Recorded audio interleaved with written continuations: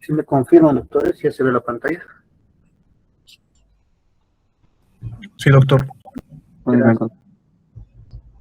Bueno, entonces vamos a ver bien cortito un tema que tiene que ver con todo lo que vamos a hablar a continuación, porque también los tumores neuroendocrinos, al igual que la pancreatitis, generan una destrucción del páncreas y en algunos casos una sobreestimulación del mismo.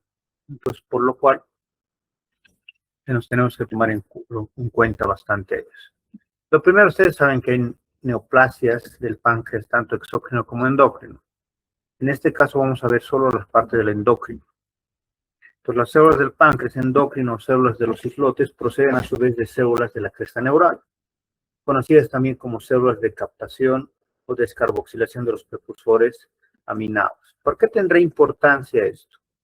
Primero, porque son poco frecuentes y segundo, porque la cresta neural, si se acuerdan, también tiene repercusión para que sean los síndromes de neoplasia endocrina múltiple. Entonces ocurren cuando estas células causan tumores en múltiples sitios. El síndrome MEN1 involucra tumores de la hipófisis, hiperplasia paratiroidea y también pancreática. Casi todos los tumores pancreáticos endocrinos son malignos, si bien el curso de la enfermedad es mucho más favorable respecto del observado en el cáncer pancreático exógeno. La clave para el diagnóstico de estos tumores raros es la identificación del síndrome clínico habitual, cuya confirmación se obtiene tras medir las concentraciones séricas elevadas de la hormona. Entonces, ¿qué es lo que vamos a emplear para su diagnóstico? La ecografía endoscópica, que hoy en día está en boga bastante, que le está superando en algunas cosas, como en estos tumores que son muy pequeñitos, a lo que es la tomografía inclusive. ¿Ya? Contrario a los tumores pancreáticos exócrinos, muchos tumores endócrinos poseen receptores de somatostatina que también nos pueden ayudar para el diagnóstico previo a un marcaje. Ahora vamos a ver el primero de todos ellos, que deben recordarse mucho del pregrado, el famoso insulinoma. El insulinoma es una neoplasia pancreática endócrina funcional y es la más común. Tiene la famosa tríada de Whipple. La tríada de Whipple del insulinoma hace referencia a que tenga hipoglicemia sintomática en ayuno. ¿Ya? 2, que tenga concentración sérica menor a 50. Y 3, que se alivien los síntomas con la administración de la glucosa. Con frecuencia los individuos presentan un episodio de síncope profundo, pero los síntomas frecuentes incluyen palpitaciones, temblores, diaforesis, confusión u obnubilación y convulsiones. Los estudios de laboratorio, como son hipoglicemia, que es la causa de todos estos síntomas, la concentración sérica de insulina se eleva, los niveles de péptido C deben estar elevados porque el exceso de producción de insulina endógena conduce a su aumento. Y el diagnóstico, por lógica, va a ser tomografía o ecografía endoscópica. Ahora, casi todos, el 90% de los insulinomas son benignos, pero cuando hay también puede haber malignos en el 10%. ¿Cuándo se consideran benignos en las más de las veces? Cuando son solitarios, o sea, un tumor y nada más. Pero cuando son múltiples, generalmente son malignos. Los insulinomas se distribuyen de manera uniforme y eso es también importante, dónde se encuentran en la totalidad de la cabeza del páncreas y el cuerpo y la cola. Pero, como dice, esto es importante, es uniforme. Puede haber en la cabeza, en el cuerpo y en la cola. Al haber en los 3 lugares, entonces, si tú ves un insulinoma con múltiples masas tumorales en la tomografía con contraste abdominal o en la ecografía endoscópica, entonces ya te da una sospecha más la clínica de la tríada de Whipple. Por lógica, el tratamiento es la enucleación, o sea, quitar el tumor. Pero si se ubican, como dice acá, cerca del conducto pancreático principal, y además si son grandes, a veces se hace una pancreatectomía. ¿Qué es lo bueno? Cuando están en la parte de la cola, si se acuerdan, cuando son tumores en cola, solo se recorta la cola y está solucionado. Lo malo es cuando se encuentran en la cabeza, si recuerdan, porque hay que hacer la famosa cirugía de Whipple, ¿no? Una pancreatoduodenectomía o una, como dice aquí, duodenopancreatectomía, misma idea. Más compleja, una cirugía que no todo el tiempo va bien, ya siempre generalmente se queda fugas y demás, entonces no es una cirugía que le guste hacer a cualquier cirujano, siempre falla, siempre hay alguna falla que va a tener. La ecografía transoperatoria para determinar la relación del tumor con el conducto pancreático principal y guiar la toma de decisiones intraoperatorias. Entonces vean que se da bastante énfasis a la ecografía endoscópica hoy en día, todos los libros, toda la literatura, versus la misma tomografía. 90% de estos insulinomas es esporádico y 10% se acompaña del síndrome menú, que hemos dicho que va de la mano de tumores de la hipófisis, tumores de paratiroides y tumores de páncreas. Ahora, aquí justamente el curso mismo, ¿no? ¿Qué involucra el síndrome menú? Tumores hipófisis, paratiroides y páncreas. Entonces, de aquí, lo más importante que sería, ¿cómo se diagnostica? Triada de Whipple y ecografía endoscópica o tomografía, ¿no? Ahora, ¿cómo se encuentra? Segundo punto importante es dónde se encuentra. En casi todo el páncreas. Tercer punto importante, ¿cómo se lo trata? Por lógica hay que quitar el tumor. Si está en la cola, le cortas la cola y termina la historia. Si se encuentra en la cabeza, ahí estamos fregados. ¿Por qué? Porque hay que hacer una cirugía bien compleja como es una cirugía de Whipple. Pero tiene relativamente su tratamiento. El gastrinoma, el famoso síndrome de Solier-Ellison, es causado por un tumor justamente que genera gastrina. Y eso genera que sea un paciente con una hiperacidemia, una hiperacidosis en la parte gástrica y úlceras pépticas. Entonces, muchos pacientes tienen dolor abdominal, enfermedad ulceropéptica y esofagitis grave. En el área del tratamiento eficaz con antiácido, la presentación puede ser menos dramática. Casi todas las úlceras son solitarias, múltiples úlceras con localizaciones atípicas que no responden a los antiácidos. ¿Por qué te dirá atípicas? Ustedes recuerdan la clasificación de Jones, hace referencia, ¿se acuerdan? A 4 grados y el quinto que se aumentó hace unos 10 años, que es el que te da la curvatura mayor cuando es por aire. Entonces, misma idea, cuando es gastrinoma, no te va a dar ni el grado 1, ni el grado 2, ni el grado 3, ni el grado 4. Generalmente va a ser como un grado 5. ¿Por qué? Porque va a estar en la curvatura mayor. ¿Se acuerdan la imagen de las úlceras de Jones? Todas son en la curvatura menor, del grado 1 al 4. Pero el grado 5 es en cualquier parte, especialmente en la curvatura mayor por gravedad, porque los medicamentos que toma se van a ir. Pero, ¿cómo te das cuenta de que no es por AINES? Porque generalmente el grado 5 por AINES es en ancianos, ¿se acuerdan? En cambio, el gastrinoma, su particularidad del síndrome de Solier-Ellison es tener úlcera péptica, pero tener menos de 20 años, o si quieren menos de 25 años, como dicen otros libros. Entonces tú ves un paciente muy jovencito, más joven que ustedes, que está con úlceras a repetición, entonces por lógica es gastrinoma. No hay otro diagnóstico que tenga.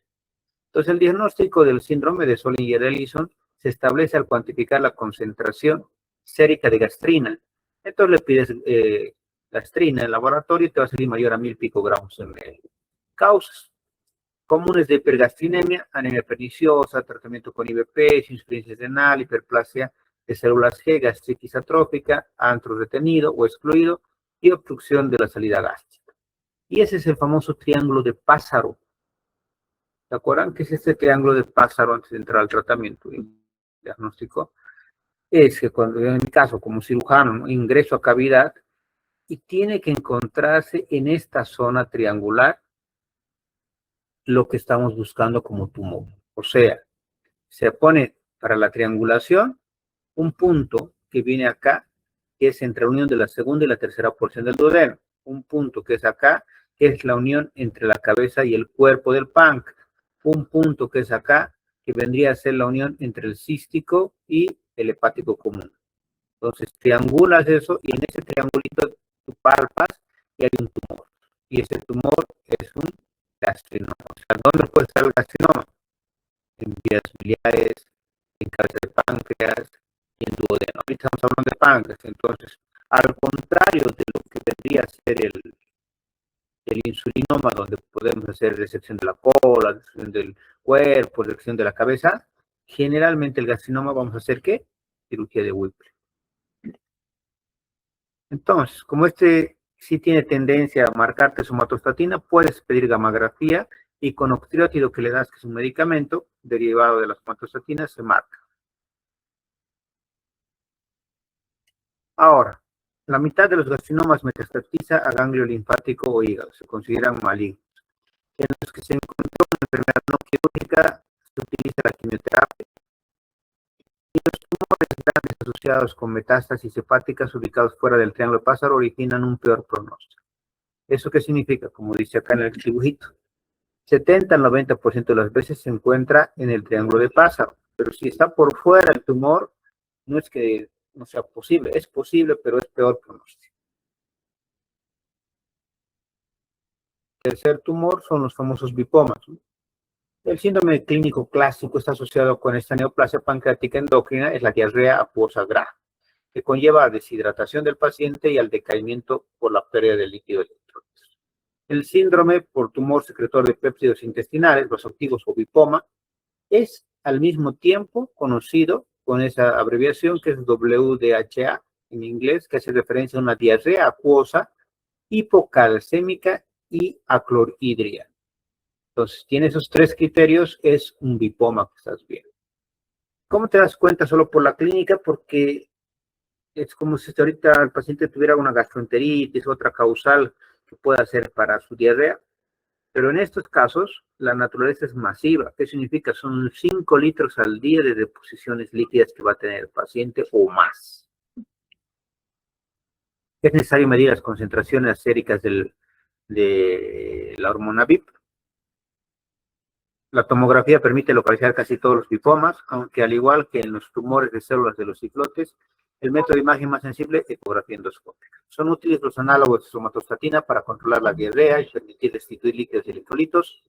Los bipomas se localizan a menudo en el páncreas distal. Ahora, si no el capítulo se para no se olvide. Insulina puede estar en cualquier parte del cuerpo, del páncreas, ¿no? De manera, como decía, uniforme. En lo que se refiere al gastrinoma, era en el triángulo de Pázaro. En lo que se refiere al bipoma, se encuentra en la cola, o sea, en la parte distal. Entonces, por lógica, si ahorita les pregunto, ¿cuál de los tres es más fácil de manejar, quirúrgicamente inclusive? El bipoma. ¿Por qué? Porque solo entro, le corto la cola del páncreas y es la cirugía más sencilla en la vida. Porque solo vas, lo cortas, agarras el conducto de Wilson si se están ubicando, le haces una ligadura como si fuera un vaso y termino la historia. En cambio, como habíamos dicho, en la del gastrinoma tendría que ser una Whipple, una cirugía complicada. En el caso del insulinoma, puede ser también una resección de la cola, o puede ser, peor que una resección de cola y cuerpo, o puede ser una resección de la cabeza, que es una cirugía de Whipple. Glucagonoma. La diabetes acompañada de dermatitis debe hacer sugerir la sospecha de glucagonoma. Y de manera general suele ser leve. El eritema migratorio necrolítico clásico se manifiesta como lesiones migratorias cíclicas con márgenes extendidos y centros de curación. Típico para el inferior del abdomen, perineo, área perioral y en los pies. Pacientes también se quejan de aumento del tamaño y de la sensibilidad de su lengua. Diagnóstico se confirma por concentraciones de glucagón, que es mayor a 500 picogramos. Entonces también eso hay que tomar en cuenta porque, por ejemplo, en gastrinoma, ¿se acuerdan? Tenemos gastrina. En el insulinoma, bueno, nos basamos en la glicemia, ¿se acuerdan? ¿No? Que era de Whipple. En el glucagonoma sí nos basamos en la cantidad de glucagón. El tratamiento preoperatorio incluye control de la diabetes, nutrición parenteral y actividad. Los glucagonomas se encuentran con mayor frecuencia en cuerpo y cola, que también lo hace algo bueno porque se desecaría toda esa parte versus, como les decía otra vez, ¿quién sería hasta ahorita el peor de todos? El gastrinoma, en cuanto a su resolución quirúrgica. Tiene a ser tumores más grandes con metástasis. Y el último, somatostatinoma. Inhibe las secreciones pancreáticas y biliares, inhibición de secreciones biliares, cálculos biliares por éstasis de biliares. Inhibición de secreciones pancreáticas genera diabetes por inhibición de secreción de insulina y por inhibición de la secreción exócrina esteatoreal. Entonces ahí ya te da qué es lo clínico, lo patognomónico del somatostatinoma, que tengas cálculos biliares, que tengas diabetes por inhibición y tengas esteatoreal. Casi todos los somatostatinomas se originan en el páncreas proximal, que significaría cabeza de páncreas, o en el surco pancreático duodenal o pancreático duodenal, con la ampolla y el área periampollar como el sitio más común. La presentación más frecuente es dolor abdominal, ictericia y colelitiasis, ¿no? Entonces le está diciendo justamente eso. Dolor abdominal por la diabetes, ictericia por los cálculos y colelitiasis porque también va a tener cálculos en la vesícula, ¿no? Le puedes pedir somatostatina como laboratorio y te va a salir mayor a 10. Aunque la mayoría de los casos reportados de somatostatina involucran enfermedades metastáticas. Un intento de extirpación completa del tumor y con la colecistectomía resulta justificada en pacientes sanos. Ahora, para no perder la idea, somatostatinoma, como te va a dar en la parte proximal, al igual que el gastrinoma, la cirugía quirúrgica sería cirugía de Whipple, pancreatoduodenectomía. Y a este se le añade, además, la vesícula, porque es más que seguro, como dice, tiene cálculos. Tenemos que sacar también la vesícula. Cosa que en el gastrinoma no tendríamos para qué, solo quitamos el tumor que está en el triángulo del pasto. Y ahí también, así cortito. Ahora nos vamos a ir con las últimas patologías de páncreas. Estamos.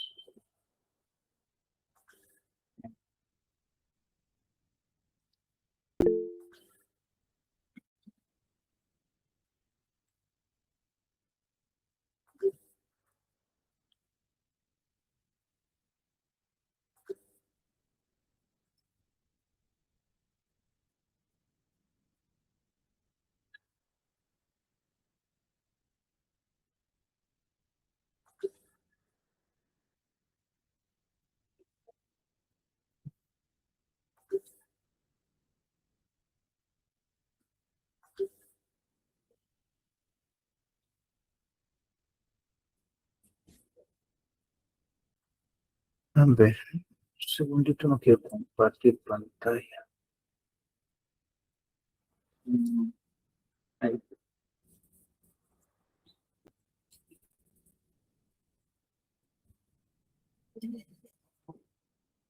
Ya se ve pantalla, ¿no? Pues, Sí, doctor. Doctor. gracias.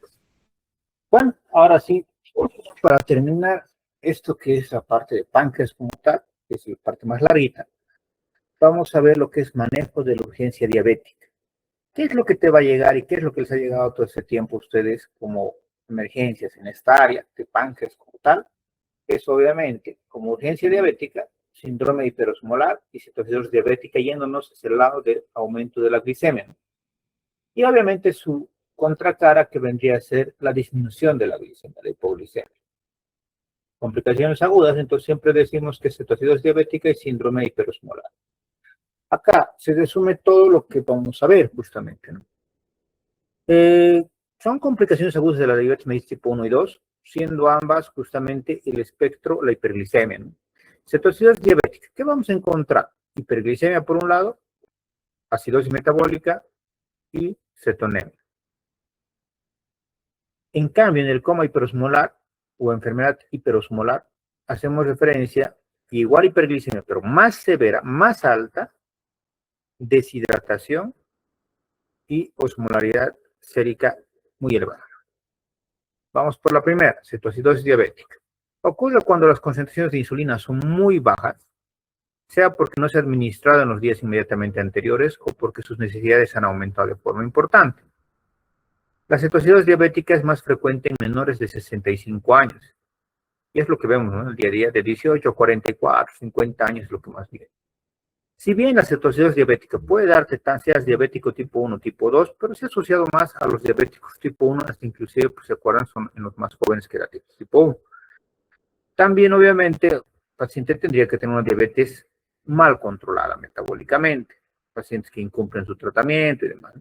Pero también aquellos que debutan, si se acuerdan, cuando los tenemos en la emergencia, le preguntamos y te dice que nunca en su vida ha tenido una patología, nunca ha ido al hospital, siempre ha estado sano y demás. Entonces está debutando su diabetes mellitus justamente con este descontrol.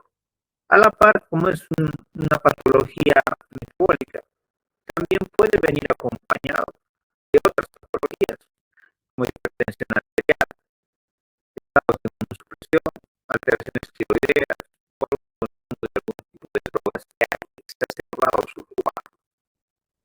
Y acá de estos medicamentos, el que más aquí, obviamente, cocaína, se ha hecho claro que vean. Los apina alguna vez he visto, pero van a ver hoy en día, ahora está en boga eso, los inhibidores de la GLP-2, y todo el mundo está en boga, todos los médicos hacen cursos y ahora ya están detectando a diestra y siniestra esos medicamentos para bajar de peso. Bueno, es otra historia. ¿Qué se asocia con la cuestión dietética? Y aquí investigativamente he sacado un otro líquido con un intervalo de confianza. Entonces, si recuerdan, cuando leemos esto, siempre que lean un artículo, denle énfasis a los que vengan como estos de acá. Está por encima de 1, o sea, sí es un factor de riesgo, ya, pero sus límites inferior y superior también tienen que estar por encima de 1. En este, miren, bajo índice de masa corporal, 3.14, claro, si nos hacemos como en la escuelita nos han enseñado, diríamos que el bajo índice de masa corporal aumenta 3.1 veces o 3.14 veces más el tener cetoacidosis diabética. Falso. ¿Por qué? Porque su límite inferior está por debajo de la unidad. Lo mismo en las infecciones. Entonces, ¿cuáles sí estarían validados? Edades, error en el diagnóstico, minorías étnicas, falta de seguro médico y retraso en el inicio del tratamiento. De los cuales, lo cual nos interesa más en los adultos, este de aquí abajo. Ahora, ¿puede haber factores precipitantes para la cetoacidosis diabética? Sí. Y el más grande de todos siempre será la omisión del tratamiento con insulina o introducción voluntaria del mismo. En otras palabras, los pacientes que siempre nos llegan. Ahora, ¿podrá haber enfermedades agudas que generen como un gatillante, o sea, intercurrentes? Sí, las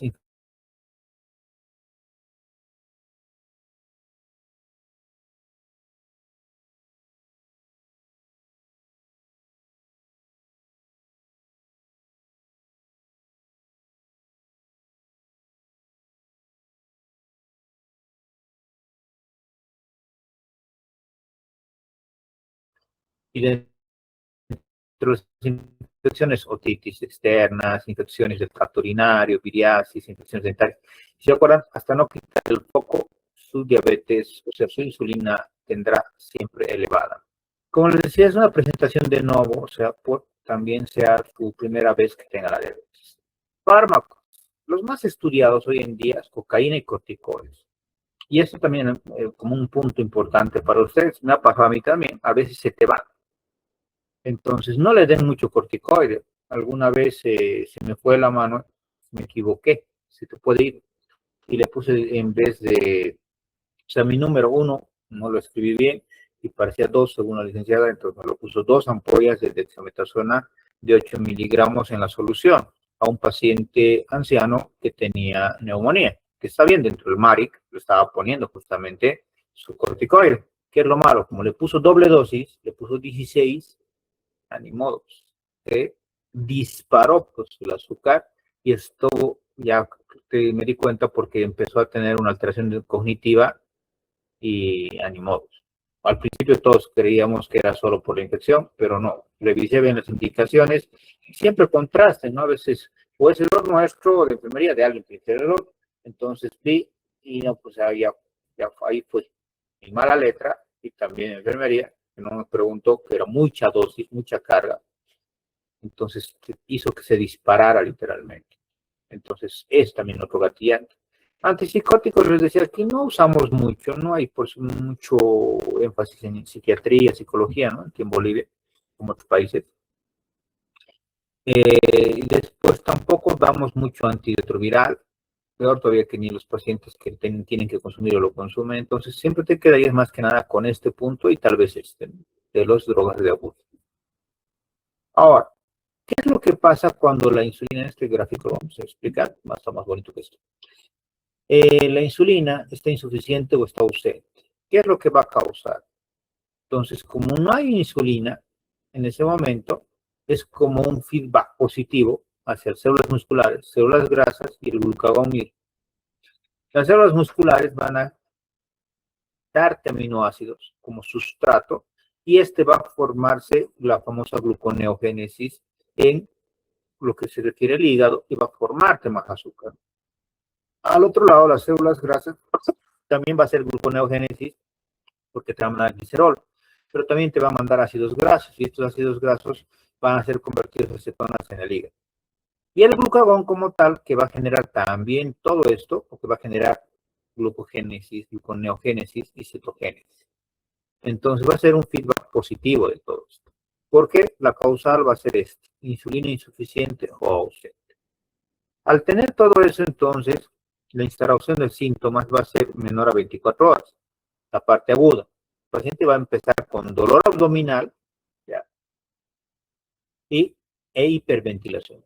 Eso es bien importante, ¿por qué? Porque a veces confunden los médicos en la emergencia y a veces quieren que lo opere, o sea, por casualidad le han encontrado en la ecografía una vesícula con cálculo, todos tenemos, pero ni modo, le encuentran y creen que ese es el foco, ¿entienden? Y después termina siendo el foco, ¿por qué? Porque mal manejo de líquidos, ahorita vamos a llegar a su tratamiento, ¿se acuerdan? Le vamos a dar líquido para tratar de diluir ese azúcar en su sangre. Entonces, cuando se te pasa la mano, no has calculado bien cómo les voy a dar los líquidos, entonces, ¿qué vas a generar? Edema. Y si se acuerdan, el edema, cuando generamos encharcamiento nosotros, como iatrogenia, el edema primario, o si quieren, ¿dónde se va a dar primero el edema? Va a ser a nivel del intestino delgado, de la vesícula. Y así vamos a ir subiendo, ¿no? Pero en abdomen como tal, en esos dos lugares. Y lo que no nos conviene nunca siempre es la vesícula biliar. Ya tiene cálculos, todos tienen cálculos, por lo menos, por comida, lo menos aquí, digamos, en esta zona.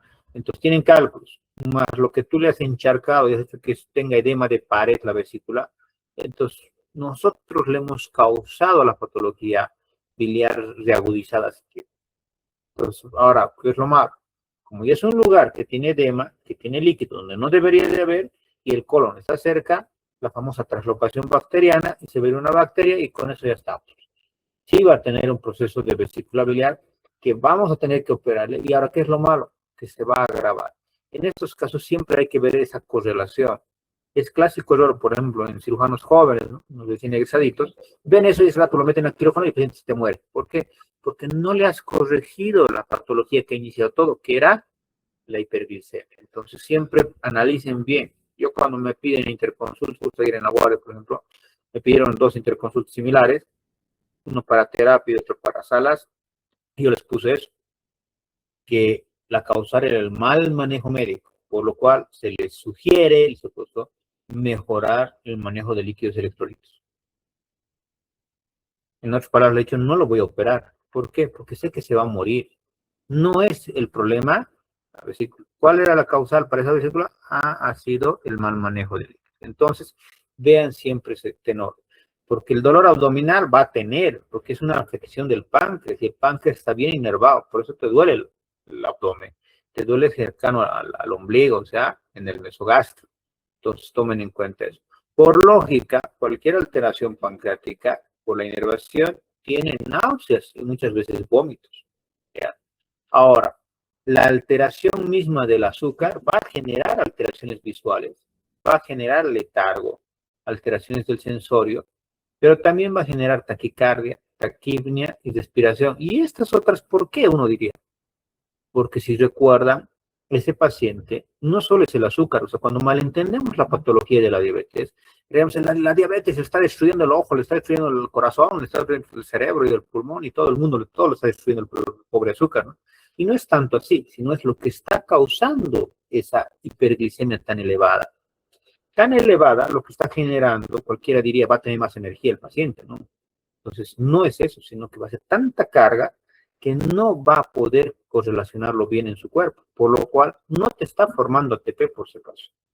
Y no te está formando ATP y está habiendo destrucción celular, inclusive tanto en el páncreas como en otros órganos, por la carga tan alta, por lo cual te está liberando potasio, te está liberando hidrogeniones y vas a tener acidosis o acidemia. Y esta acidosis o acidemia te va a causar, por lógica, taquicardia, taquimia, respiración de Kussmaul.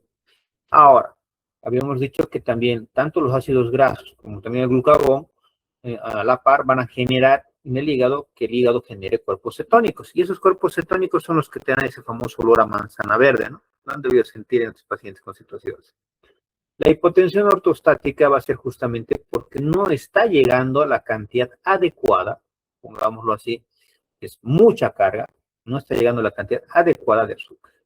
Ahora, y por más que llegara, aquí está el punto, no existe la insulina para que ingrese, que haga ingresar el azúcar a las células y que dentro de las células le sirva como sustrato, ya sea para formar ATP o o para otras cosas como inclusive el manejo de catecolaminas y demás a nivel cerebral y sistema nervioso central. Entonces, por eso también va a tener hipotensión ortostática. No es porque pierda volumen, ¿ya?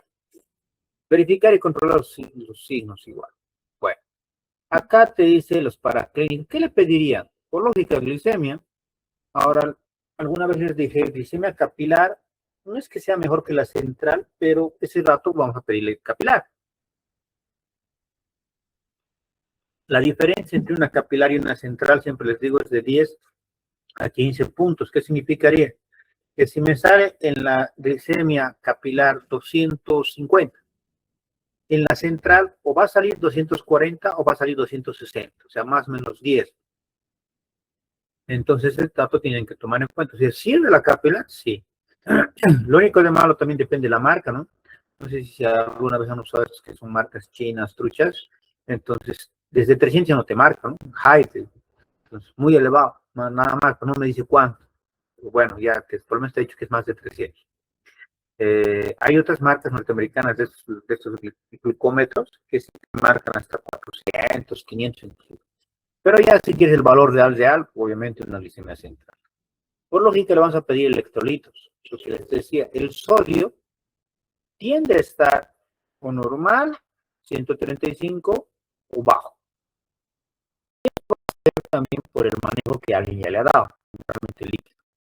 El potasio como tal, habíamos dicho por el grado de destrucción celular, o está alto o está normal.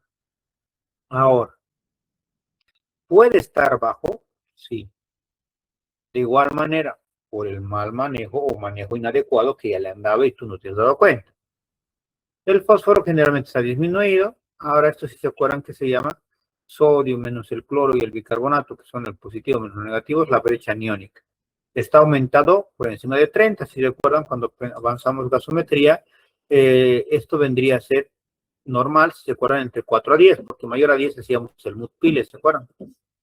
Obviamente la creatinina y la urea van a estar ligeramente aumentados, o sea, obviamente es bastante carga de azúcar, va a ir hacia los glomérulos, va a generar una destrucción también a ese nivel, por lógica nomás, y por la gran destrucción celular, igual que va a haber en los sitios, por lógica va a haber aumento en esto. El hematocrito va a ir elevándose, puede haber leucocitosis por el proceso inflamatorio que está causando la hiperglicemia y a su vez también aumento de leucocitosis por otra razón que va a ser el que ha gatillado, el que ha generado esta alteración, que puede ser, hemos visto, infecciones, trauma y así. ¿La amilasa va a estar elevada? Sí.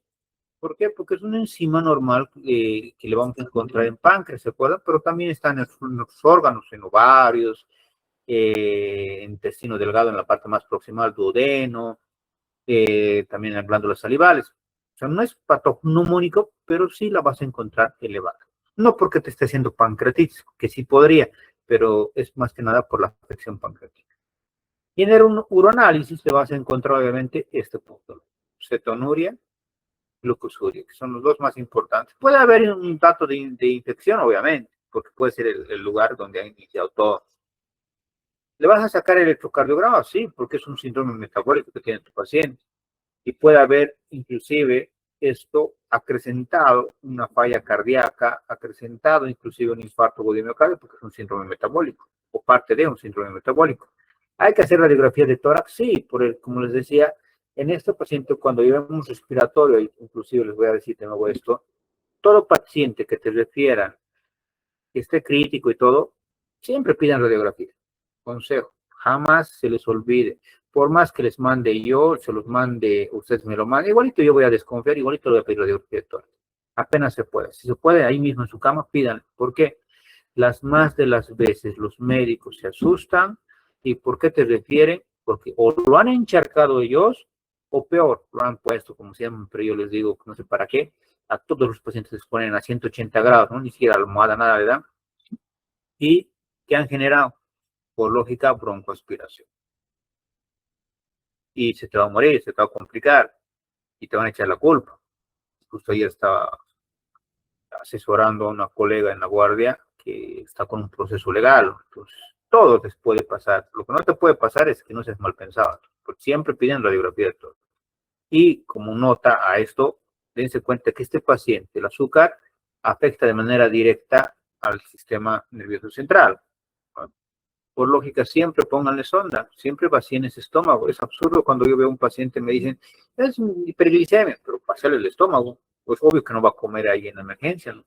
Entonces, tienes que vaciar ese estómago, porque en el menor descuido va a haber un deterioro cognitivo, chao paciente, pues, sea broncoaspirado. Ahora, ¿hay forma de usar esos laboratorios para saber si es una cetoacidosis diabética leve, moderada, severa? Sí. Usamos glicemia, el pH y el bicarbonato, o sea, necesitamos gasometría. Aquí la glicemia, por lógica, no ha alterado nada, puede ser en cualquiera de los tres. El pH y el bicarbonato son los que te están alterando, te están diciendo justamente lo acidémico que está. Miren, menor a 7, menor a 10 es el bicarbonato, entonces ya no está viendo un sistema de tampón para poder disminuir tampoco esa acidosis. ¿Podemos hacer diferenciales basados en los laboratorios? Sí, pero no es tampoco tan fácil. Obviamente, si se fijan, lo que más te ayuda es el azúcar, lo más básico. La glicemia elevada es obvio que es una cetoacidosis diabética, porque en la cetoacidosis alcohólica y en la cetosis de ayuno, que son otro lugar donde vas a tener cuerpos cetónicos, e inclusive leve aliento a manzana, literalmente, pero la glicemia está normal. Justo el otro día salió un artículo, se lo han leído,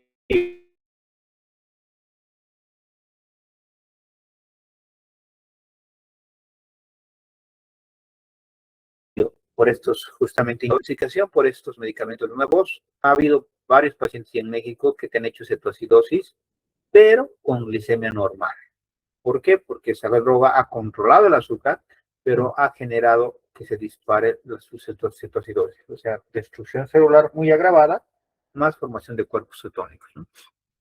Entonces, miren, con esto ya casi tienes el diagnóstico, si te quieres ir a este punto. En los demás sí puede estar similar, bajo, bajo, bajo, bajo, alto, alto, alto, alto. Entonces, aquí nos vamos a ir más que nada al azúcar como tal. El tratamiento, por lógica, hay que corregir, pero hay que acordarse esto. El azúcar, ¿qué le doy yo para que baje? Cualquiera me diría insulina, sí, pero ¿qué es lo malo? Que la insulina va a alterarte todo el medio interno. Entonces, no es que le voy a dar ese rato de insulina como todo el mundo cree, ¿no? Llega la licenciada, te dice, está con 350 de azúcar y tú quieres, pásale insulina tanto. No, primero hay que tener electrolitos. ¿Por qué? Porque ese cambio tan brusco le va a generar alteración de los electrolitos. Por eso el primer paso es esto, corrección hidroelectrolítica. Y el hidro va primero, o sea, si ustedes se acuerdan, vamos a ir con lo que viene a ser una superhidratación, porque le voy a dar cargas de líquido. No está choqueado, sino que le estoy dando cargas de líquido para poder generar que ese azúcar se diluya. Entonces, miren que yo les hablo a ver desde el 2010, de acuerdo que me viene a la memoria con lo que se refiere a manejo en emergencia. Entre el 2010 y el 2015, 18, debe ser justo antes de la pandemia, todo el mundo era lo mismo, solución fisiológica. Venía el paciente con situaciones diabéticas, fisiológicas, y se les acababa y se les moría. Y les todavía preguntaban, ¿y por qué? Más bien que el 2010, debe ser 15, 18, más o menos entre esos años, que empezaron a salir las publicaciones tanto del ADA como también de los de Gran Bretaña, o de los ingleses, si quieren, igual sus consensos, y ellos indicaron de que lo ideal es, sí, pasarles cargas para diluirlo, el azúcar, pero pasarles cargas con soluciones equilibradas. ¿Cuál tenemos? Dingelactato. Y empezaron a no morirse tantos. Si ustedes se van recordando, cuando han manejado con algún colega, les ha puesto que han dado dingelactato. Entonces, sí está normado que le des dingelactato ya para poder disminuir. por este mismo del hecho de la carga que tiene en cuanto al lactato, que está convertido en piruvato y luego en bicarbonato. Entonces, que te va a ayudar de dos maneras. Uno diluyendo y otro justamente dándote un sistema tampón. ¿Por qué le tenían tanto miedo, siempre les digo, al lactato antes? Pues uno por el lactato y otro por el potasio. Nunca he entendido por qué puedes tener miedo por el potasio. Solo tiene 4 a 5 mil equivalentes, depende de la marca. Entonces, con 4 a 5 no le hago ni cosquillas, ¿no? Si se acuerdan. Pero bueno. Y después el paso 2 es corregir el glicemia. Paso 3, corregir la acidosis metabólica. Aquí la van a pensar, pero ahorita vamos a llegar a eso. Y vamos a ver, ¿le das o no le das bicarbonato? Y podría dar, pero lento y bien titulado. Y después, obviamente, ya estoy regularizándolo, pero no va a terminar de bajar, si se acuerdan. Justo el ADA del 2021 al 25, y decían textualmente en su texto, de que a lo máximo que tienes que ser tu objetivo del azúcar es de 200. Trate nunca de bajar más de 2, o sea, que en 200 como que te quede. Y después de eso, obviamente vamos en busca de tratar la causa. Entonces, ahora nos vamos a lo que es la fluidoterapia.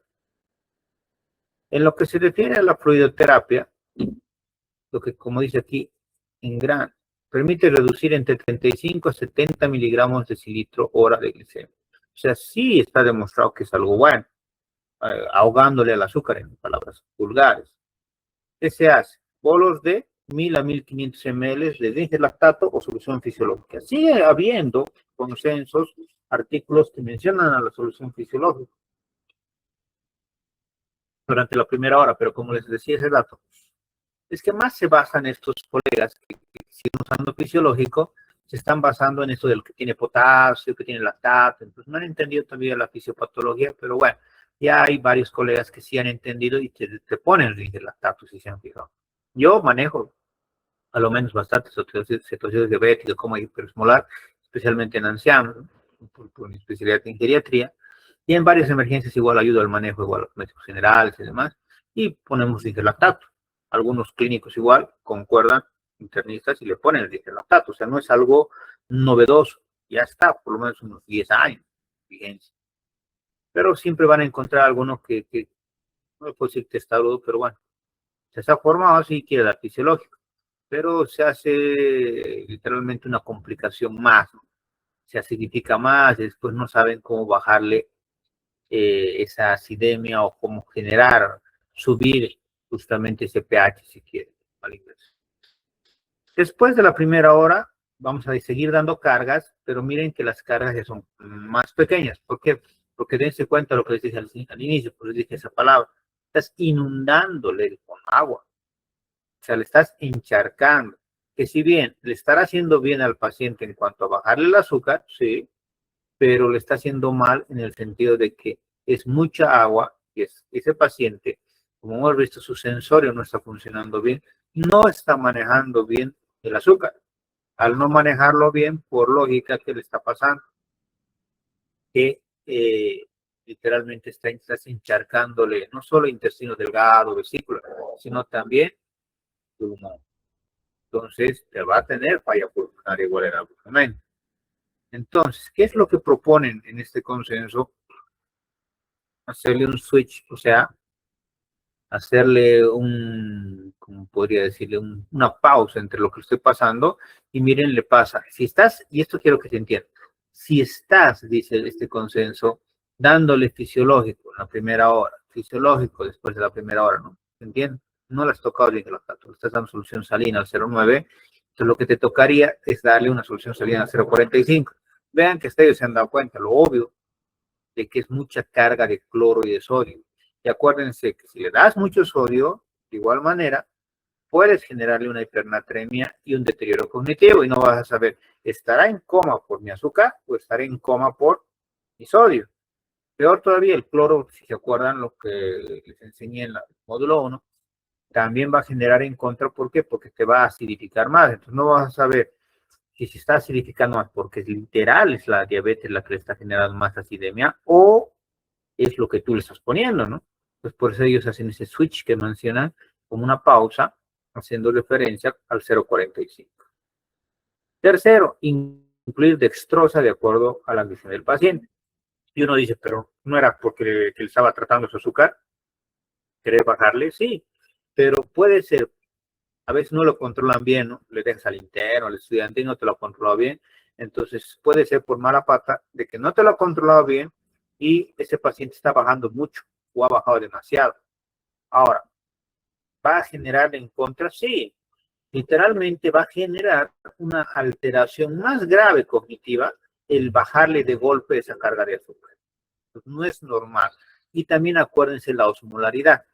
También la osmolaridad les está alterando.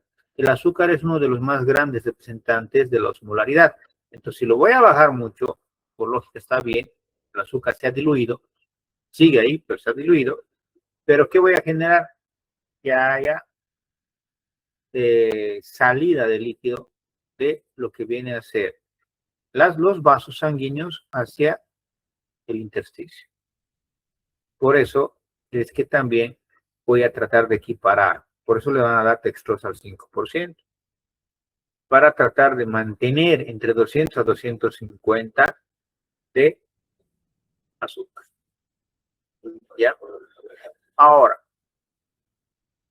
puede usarse a la par esto de las dos bolsas que hace referencia a usar dos soluciones rápidas a chorro al 0,45 y cuando lo ha bajado tan rápido, generar darle una dextrosa al 10%. Si me preguntan, no lo uso, no lo usaría. ¿Por qué?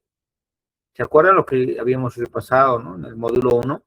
El darle al 0,45 no es tampoco una ciencia, o sea, no es que seas el mejor médico por haberte dado cuenta que era mucho al 0,9, pero dense cuenta que es al 0,45, ¿se acuerdan? Si era 154, será ahora 77, ¿no? 77 miliequivalentes de cloruro de sodio. Al ser 77 miliequivalentes de cloruro de sodio, es más bajo de lo normal, porque mi sodio, ¿cuánto es? ¿Se acuerdan? 135 a 145. Mi cloro, ¿cuánto es? 100 a 110. Por lógica es más bajo. Cualquiera diga, no está bien. No, no está bien. ¿Por qué? Porque va a ser más bajo lo que le estás dando. Por lógica, ¿hacia dónde se va a ir el líquido? Hacia donde llama sustrato. Entonces se va a ir hacia el intersticio. Le hemos encharcado, ya no por inmunomodulación, sino por disminuir la osmolaridad de manera muy drástica, otra vez nosotros. O sea, ¿quién lo ha complicado? Otros de nuevo. ¿Se dan cuenta? Entonces, no solo se trata, le pondré menos cloro porque sé que el cloro es malo, le pondré menos sodio porque sé que el sodio es malo. No, se trata de, trata de dar, valga el término, una solución que sea lo más similar al plasma, lo más similar a lo normal. Y entre esos tenemos justamente el Ringer lactato, el Ringer acetato, el plasma light, que son casi lo mismo. Entonces son diferencias en 3, 4 puntitos, entonces por eso va a ir bien tu paciente. Ya. Hay que garantizar la expansión del volumen intracelular, reducir la glicemia, aumentar la presión arterial, aumentar la perfusión distal. Y también hay que tratar de ayudar a la resolución de la acidosis. ¿Cómo lo voy a resolver la acidosis si le estoy dando fisiológico? Si yo le estoy agravando a una acidemia. Mucho cuidado con acidosis metabólica hiperclorémica, hiperglicemia o hipoglicemia como complicaciones. Y puede darse. La acidosis o acidemia metabólica hiperclorémica, ¿se acuerdan? Entonces, hay que sacar a estos pacientes sí o sí gasometrías para saber cómo estaba. Y después de la hora, a lo menos yo saco una segunda gasometría, porque ya les he inundado de líquido, para ver cómo está. Necesito ver ese medio interno, cuánto lo he mejorado. ¿Se entiende? Porque también no solo es pedirle azúcar, que si bien puede estar manteniendo su hiperglicemia porque, que si yo está con un apéndice, hasta que no le saque el foco, va a seguir. Pues tengo que tratar de bajar lo más que se pueda y me meto al quirófano, le saco el proceso infeccioso y va a revertir. O le inicio, como saben, en un shock séptico, por lo menos la antibiótico terapia, ¿no? También va a ayudar bastante. Pero también lo puedo haber inundado tanto que no me he dado cuenta y generarle una hipoglicemia al otro lado, ¿no? Y el paciente va a seguir justamente con deterioro cognitivo y va a decir, ¿pero por qué? Si ya le he dado todo, le he dado volumen, le sacas la glicemia y de lo que ha venido con 300 ahora está con 60, con 50, entonces, mal manejo. Obviamente, la parte del potasio tienen que recordar siempre. ¿Por qué? porque cuando está con un potasio bajo, que puede estar bien venir tu paciente con potasio bajo, nunca olviden que no le tienen que dar justamente insulina. ¿Por qué? Porque la insulina va a hacer que el azúcar va a querer entrar a todas las células, ¿no? Y se lo va a meter aquí, ¿se acuerdan? Se lo va a meter al potasio. Al meter al potasio más, ¿qué es lo que va a causar? Una hipocalemia más grave de la que tenía. Entonces, es muy importante este dato que te pone aquí. Si el potasio sérico es menor a 3,3, primero vamos a ir a reponer el potasio. Aquí te dice, no, si está entre 3,3 y 5,3, entonces no estoy yendo a reponer, pero sí le voy a dar el requerimiento basal. ¿Se entiende? Entonces, estos dos datos siempre tómanos en cuenta antes de usar insulina. Y tercero, si está más de 5,3, que se acuerdan, que es lo lógico que yo más bien esperaría. ¿Por qué? Porque hay destrucción celular y demás. Entonces, por lógica, no le voy a pasar el potasio porque ya está elevado. Más bien, con lo que le voy a dar cargas de líquido, es obvio que lo voy a bajar. Pero ni si aún así, con las cargas de líquido, no lo he bajado, o sea, está alto, está 6, 5,3, entonces se supone que el paciente ha llegado con una carga alta y nadie se ha dado cuenta. Por eso que en estos pacientes, ya les creo que les he dicho 1000 veces en estos módulos, tienen que recordar, doctores, lo más importante, todo paciente crítico, como rezo debería venirse a su cabeza, pásenle gluconato de calcio, no se van a arrepentir, estabilicen esa membrana cardíaca, porque como acá les puede pasar, ya le pasó a las caras, todo sale el laboratorio y me sale un potasio que está con 5,3, con 6. Por pura suerte de la vida, le has dado líquido. La cantidad que ha generado que ese potasio mismo se diluye. Por pura suerte. Imagínate que no le hubieras dado tanto líquido y hubieras estado esperando laboratorios, que hay otros médicos que hacen eso, ¿no? Que esperan el laboratorio. Puede salir tu laboratorio de 7 cuando el paciente ya se ha muerto. ¿Se dan cuenta? Entonces, lo peor que ni gasometrías pedido ni para saber rápidamente cuánto más o menos estaba la alteración. Entonces, vean esto del potasio. Puede estar normal, puede estar hacia arriba, puede estar hacia abajo. Entonces, tenemos que estabilizar esa membrana cardíaca. La insulinoterapia como tal, sí es un arma que tenemos nosotros, ya. No les voy a decir que no usen insulina. Tenemos que aprender a usar insulina. Pero ahora el punto es, usen insulina, pero como dice acá, primero he usado líquido y he tratado de bajarlo solo con líquidos. Es lo mejor. El segundo punto era basarnos en el potasio, ¿no? Sí, el potasio lo tengo que mantener, o sea, el famoso equilibrio hidro ya hecho electrolítico, no me faltaba, entonces potasio. Y después decían la insulinoterapia. O sea, la insulinoterapia no tiene que ser tu primer arma, les vuelvo a repetir, porque varias veces yo veo eso, ¿no? Se asusta el médico y dice, no, licenciada, está con 600 de glicemia, insulina, puede ser, póngale insulina, le están poniendo insulina y el paciente después, chao paciente, ¿no? ¿Por qué? Porque no es el tenor, no es bajarlo a las apresuradas súper rápido. Entonces, tenemos el paciente, te ha llegado con 350 de glicemia, le hemos dado cargas y cargas, ¿se acuerdan? Que de 35 a 70 debería haber ido bajando en esa primera hora. Imagínense que ha bajado 50, de 350 a 300. Entonces, después de esa hora le sigo dando líquidos, pero ya bolos más cortos. Le voy dando los bolos más pequeñitos y voy viendo su respuesta. No me desespero, pero ya después ha pasado 3, 4, 5 horas y no está revirtiendo más, no he logrado bajarlo más, entonces es como que tu cuerpo, como el cuerpo de tu paciente está diciendo, ya no va a bajar más. Entonces, darle insulina, pero con mucha cautela y siempre teniendo a la mano dextrosa. ¿Por qué? Porque si se te baja mucho, ahí también estamos fregados. No tenemos que tampoco pasarnos demasiado. ¿Cómo le vamos a iniciar? Con un primer bolo inicial de insulina regular, endovenosa, que vamos a titularlo de 0,1 unidades por kilogramo peso. Seguido, que le vamos a dar una infusión, donde va a ir igual a 0,1 unidades kilogramo peso por hora. Entonces, de esa manera es la manera correcta de darle la insulina, ¿ya? Le vamos a dar esa insulina y con eso vamos a estar esperando otra vez un par de horas que vaya bajando. Pero otra vez, aquí hemos dicho nuestro objetivo era 200, ¿ya? 200, 250, con eso ahí paramos y ya lo podemos pasar a salas inclusive. ¿Por qué? Porque ya lo hemos estabilizado. Y ahí para adelante se va a hacer cargo, obviamente, ya el especialista del área. Ahora, si no lograran bajar ni con este bolo de insulina, por lógica, ¿qué es lo que nos toca? Refieren a ese paciente. ¿Por qué? Porque no están haciendo el tratamiento ideal. Algo les ha fallado. O pidan a alguien consulta si quieren, o ayuda si dan cuenta. Algo les está faltando. Y a veces pasa eso, porque también está mal pensar las dos cosas. ¿Se acuerdan que ya te dijo el dolor abdominal? Claro, es obvio que le va a doler. O sea, yo también a veces, sí, cirujanos a veces se enojan, ¿no? Se molestan. No, pero si es diabético, es obvio que tiene que doler el abdomen. Claro, también yo sé eso. Pero no olvidemos que ha habido un gatillante. Ahora hay que saber primero cuál será el gatillante. ¿Cuántas veces uno o sea, me llama, el abdomen me duele poquito, pero ¿cuál es el gatillante? Le digo al colega y me dice, no sé, ha venido porque está descompensado. No es pues eso, es obvio que tiene un gatillante. Les reviso bien o me encuentro a veces, miren, abscesos perianales, ¿ya? Y eso nadie le ha revisado. ¿Quién le va a ir a revisar un diabético que te llegue? No le vas a revisar la parte perianal. Una vez me encontré un Fournier, ya todo su testículo ha tomado, pero el señor no le prestaba atención. He encontrado abscesos odontogénicos, ¿no? Porque le habían tratado dentista.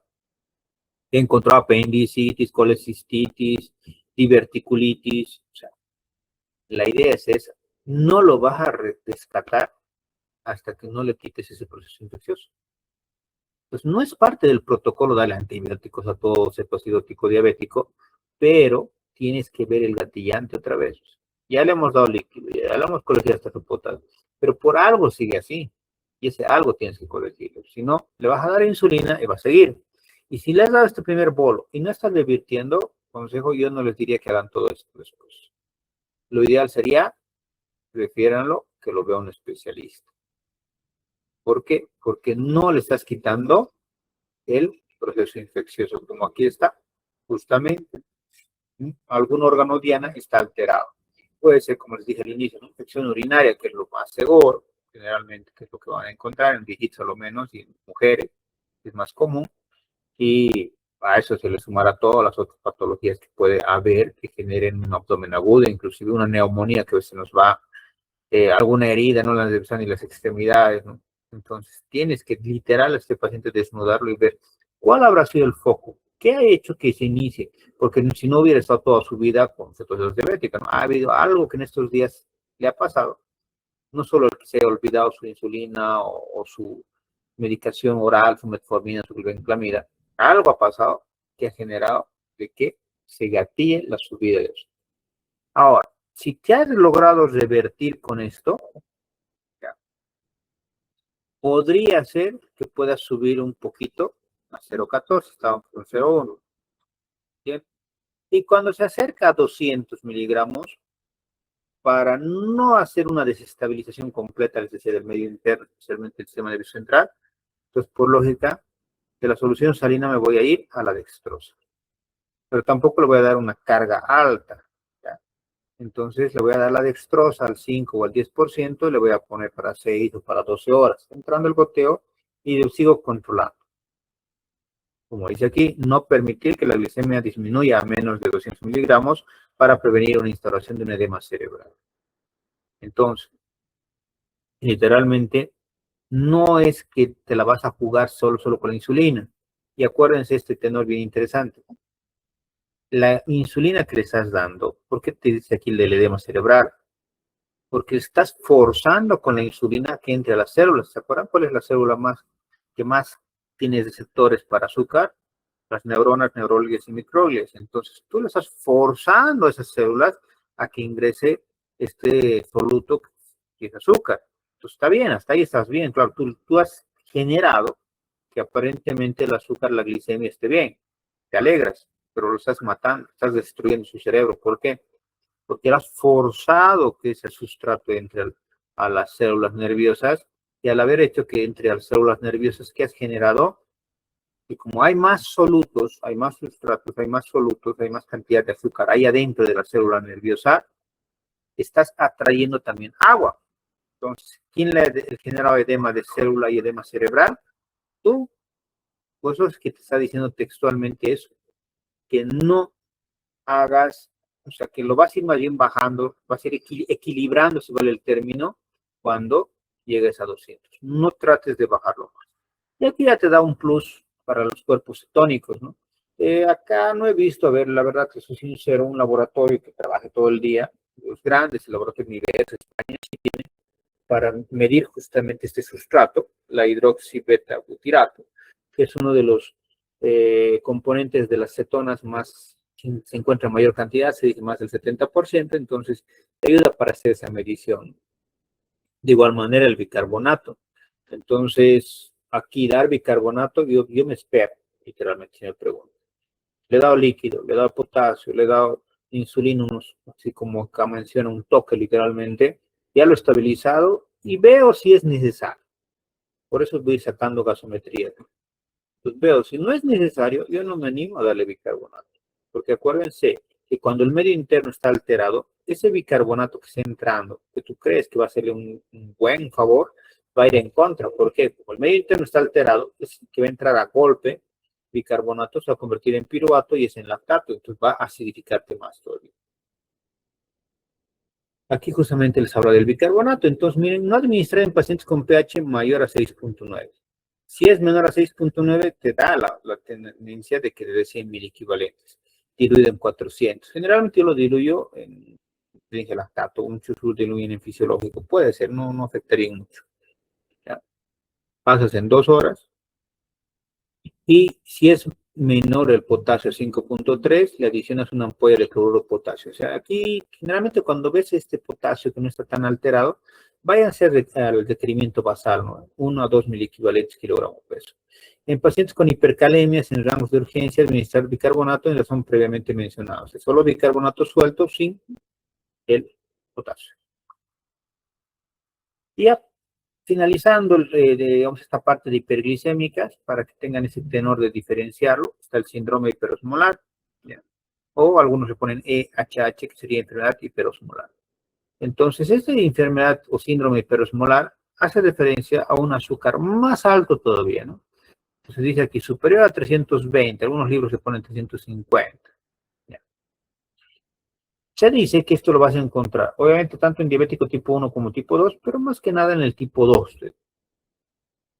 Muchos te dicen inclusive que vas a encontrarte con glicemias tan altas como 600, 500. ¿No?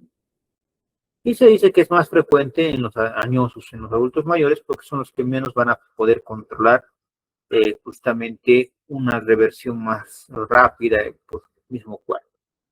¿Va a haber factores precipitantes? Sí, justamente la mayoría, como en el anterior, son infecciones.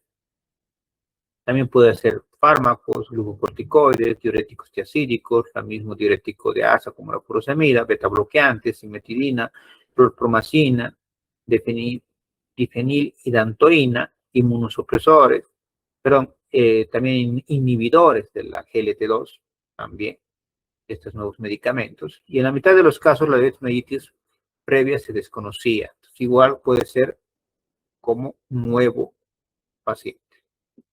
¿Qué clínica va a tener este paciente? Al inicio, las manifestaciones clínicas pueden ser bien insidiosas, con un estadio previo de descompensación hiperosmolar.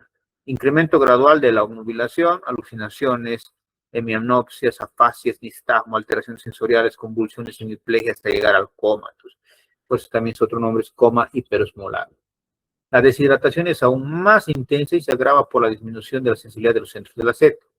A mayor osmolaridad, mayor alteración del sensor. Entonces, mientras más esté subiendo, con más de 600 de glicemia, va a ser más alterado. Ahí están viendo, igual que el anterior, les mostré un cuadrito donde más o menos qué laboratorios esperas tú que llegue a tener. Una glicemia súper alta, un pH de 7.3, cetonuria, cetonemia, una anión variable, y un estado mental, generalmente vas a encontrarlo en coma, ¿no? Es un agravio muy alto el que tenemos. Entonces, ¿cuáles serían los pilares básicos que hay que hacer? Primero, corregir la hipovolemia y la hiperosmolaridad mediante hidratación, similar a la situación diabética. Antes, miren cómo ha cambiado todo. Debe ser hace unos 15 años, o sea, todavía en pregrado. Nos enseñaban de una manera, no pues sí errada, sino que era el consenso de esos años, directamente te decían cuántos litros vas a pasar. Me acuerdo porque te decían en cetoacidosis diabética, te decían vas a pasarle sí o sí 2 a 3 litros de solución salina. Y en coma hiperosmolar le vas a pasar de 6 a 10 litros. Dense cuenta cuán exagerados también eran, porque el punto del objetivo de ellos que veían era lo más rápido posible, querían que ese azúcar baje, creyendo en ese entonces que el azúcar.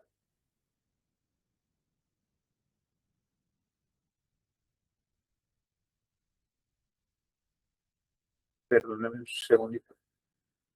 Alguien me está escribiendo demasiado.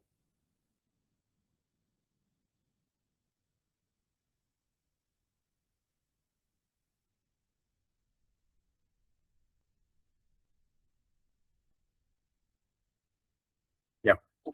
Entonces les decía, creían en ese entonces que solo era bajar el azúcar y nada más. Ahora, normalizar la glicemia con insulina, pero previo, lo igual que ese rato, ¿no? Corregirle primeramente o tratar de corregirlo con líquido. Corregir los déficits electrolitos concomitantes si existen, investigar y tratar el factor desencadenante y prevenir las complicaciones. Entonces aquí la fluidoterapia también tiene un tenor, igual que ese rato. Hace rato dábamos, ¿se acuerdan? Dentro de la primera hora, 1000 a 1500 ml.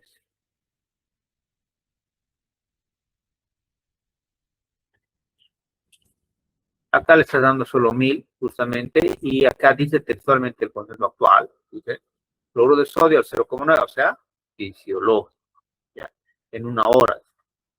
Después dice que le vas a ir dando igual que hace rato, vas bajando, ¿no? Entre 250 y 500 ml hora.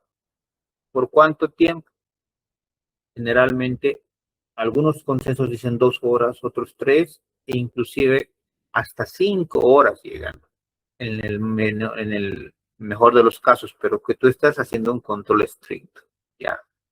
Ahora, el ADA mismo, que es el que más nos leemos, ¿no? Que es el consenso de ADA de los norteamericanos, te dice que posterior a eso vas corrigiendo y por lógica también se han dado cuenta ellos, lo que les decía hace rato del cloro, del sodio, y por eso miren que le vas generando un cambio al cloruro de sodio al 0,45. De darle al 0,9 las primeras horas, ahora le vas a dar al 0,45. ¿Ya? Entonces, eso en cuanto al ADA. Pero esto de Gran Bretaña, o si quieren de los ingleses, literalmente no hablan esto de ponerle al 0,45, pero sí te dicen que si va a haber justamente una alteración muy grave de subida de sodio y demás, que sí lo bajes al 0,45. No es como del ADA que te dice sí o sí vas a tener que darle después de las cuarta, quinta horas, sí o sí al 0,45. Ya. Ahora, la disposición de electrolitos, para tomar en cuenta con el ADA a lo menos, que es el que más usamos, igual que el anterior, te dice, porque sabe que el siguiente paso que vas a usar es insulina, entonces tienes que reponer el potasio. Si bien dice electrolítica, pero al que más están yendo apuntando es al potasio, porque todos sabemos que una alteración en el potasio te va a generar una falla cardíaca ya. Pero he encontrado un consenso, perdón, un consenso australiano de hace 2 años que dice esto del gluconato de calcio, para que vean. Textual dice, y les voy a mandar un screenshot, porque sacaron eso. Es el único que he encontrado, es un artículo en el cual publican eso, y te dice justo lo que siempre les digo. Dice textualmente, cloruro de sodio, cloruro de calcio, dar una ampolla, dice, o gluconato de calcio, dar 3 ampollas. Pues vean la importancia que le dan ellos también a esto, ¿no? Entonces ellos saben que va a alterarse ese potasio.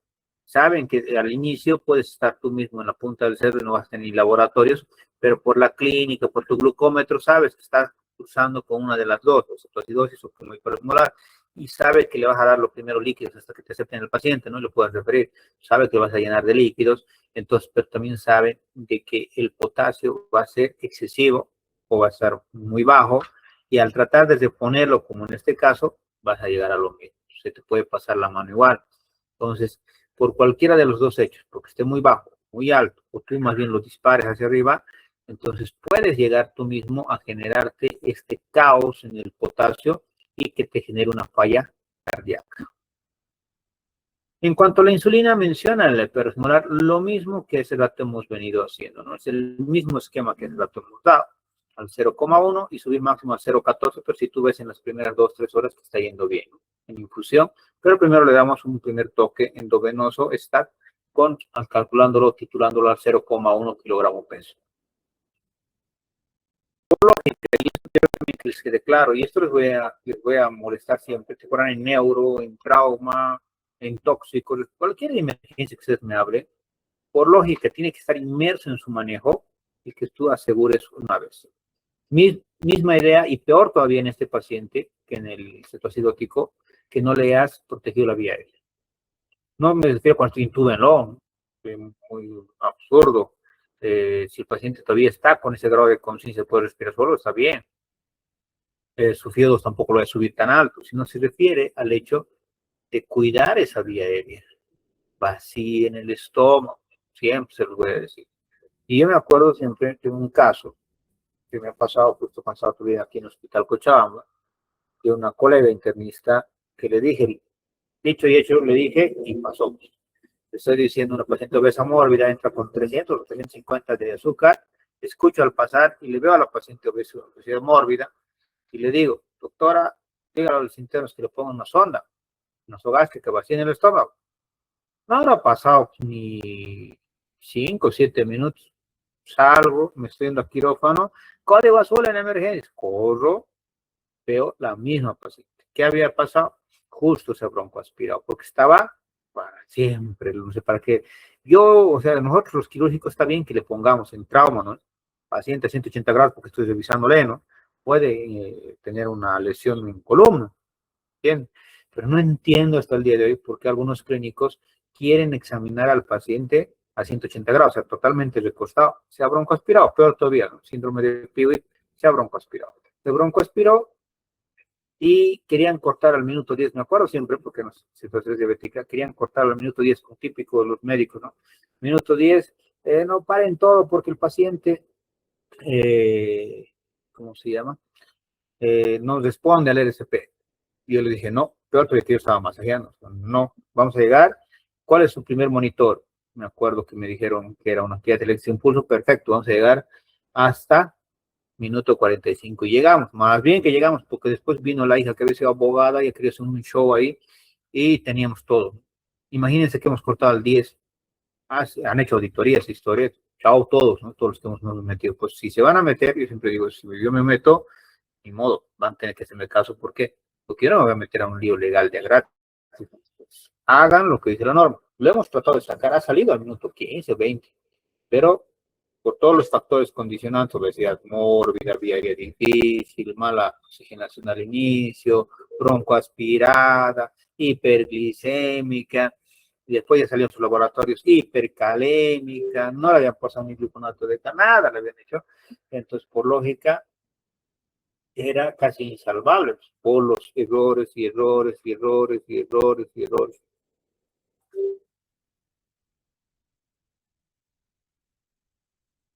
¿Entienden? Entonces, esos datos siempre tomen en consideración.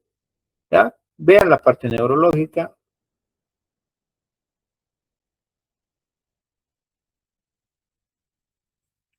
Indaguen los signos, síntomas de eventos precipitantes, determinen el grado de deshidratación también, porque no se les pasa tampoco la mano.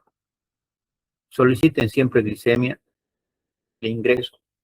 Soliciten la parte hematológica, electrolitos, pero si me preguntan tanta cosa, saben que yo no soy adepto a tantas cosas, yo pediría solo glicemia de ingreso, su glicemia capilar, su glicemia de ingreso central y su gasometría. Con esas tres cosas yo estoy feliz. De laboratorio. Y aparte, obviamente, ya por fuera del laboratorio, el electrocardiograma, ¿no? Quiero ver si el síndrome metabólico tiene que ver cómo está eso. Y bueno, ahora llegamos al último tema de este, que sería hipoglicemia. La hipoglicemia es una patología, por decirlo así, una clínica en todo caso, de esta misma patología por el mal manejo, ¿no? ¿Cuántas veces no he visto en mismos hospitales? Y hasta recuerdo un paciente que me lo han hecho eso, que les comenté alguna vez. El endocrinólogo no había subido, su interno, para variar, había puesto las indicaciones, se había firmado, otros hacen, dejan su sello, lo había firmado, ese paciente tenía que ir, me acuerdo, a RCP, paciente que operamos, tenía que irse a su RCP y estaba NPO, nadie se fijó, bien inteligente, le han puesto insulina, su NPH le han puesto 30 unidades en la mañanita, pues si no comió nada, porque estaba NPO desde la noche anterior para que le hagan la endoscopía, entró una hipoglicemia marcada, paciente diabética. Entonces, generalmente la hipoglicemia es, no les voy a decir iatrogénico, pero es algo esperable dentro de las alteraciones que puede llegar a tener un paciente diabético.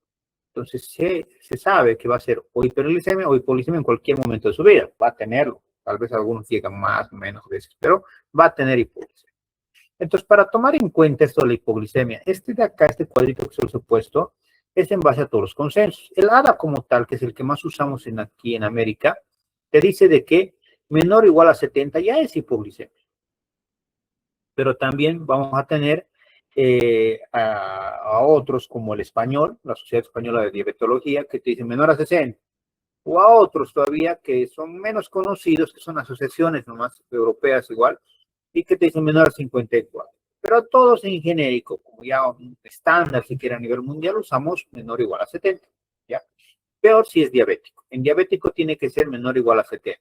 Porque el diabético, por lógica, tengo que subirle más. Ahora, no fueran diabéticos, que pues otra cosa, ¿no?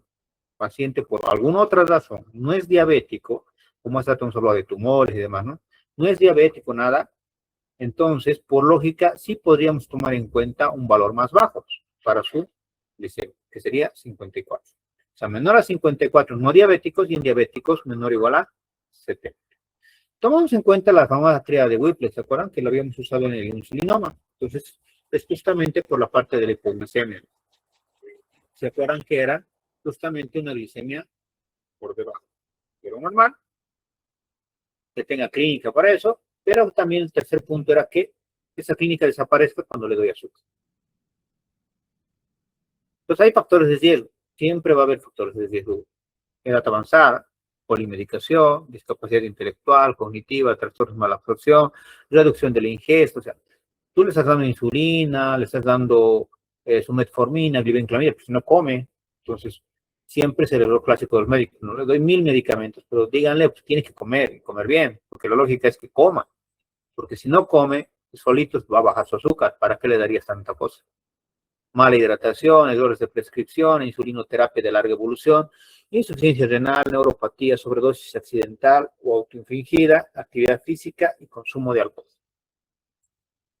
Interacciones medicamentosas más relacionadas con hipoglicemia, inhibidores de la enzima, o sea, los IECAS, beta bloqueantes, vasodilatadores, atenolol, metoprolol, propanolol, fibratos, el trimethoprim sulfametoxazol como antibiótico, la levofloxacina, la ciprofloxacina, miconazol y la ranitidina. Que estos, cuando le das sumado a las insulinas, siempre va a bajar más todavía ese azúcar. Síntomas al principio pueden ser autonómicos, adrenérgicos, neurogénicos y no te das cuenta. Por lógica, sudoración, palpitaciones, palidez, temblor, hormigueo, ansiedad, hambre, náuseas, debilidad, sueño. ¿Qué es lo malo? Que casi también se correlaciona con las dos hiperglicemias que hemos visto, ¿no? Entonces, no hay una de estas que ustedes me digan, esta sí o sí es hipoglicemia, ¿no? Neurológicos o neuroglucopénicos, confusión, mareos, te lo da igual al anterior, agresividad, visión borrosa, dolor de cabeza, disartria, falta de concentración, convulsiones y coma. Toditos te dan, tanto la hiperglicemia como la hipoglicemia. Entonces, no hay una clínica así representativa. Necesitamos sí o sí glicemia capilar. En los años han ido tratando de hacer justamente consensos para decir grados de hipoglicemia.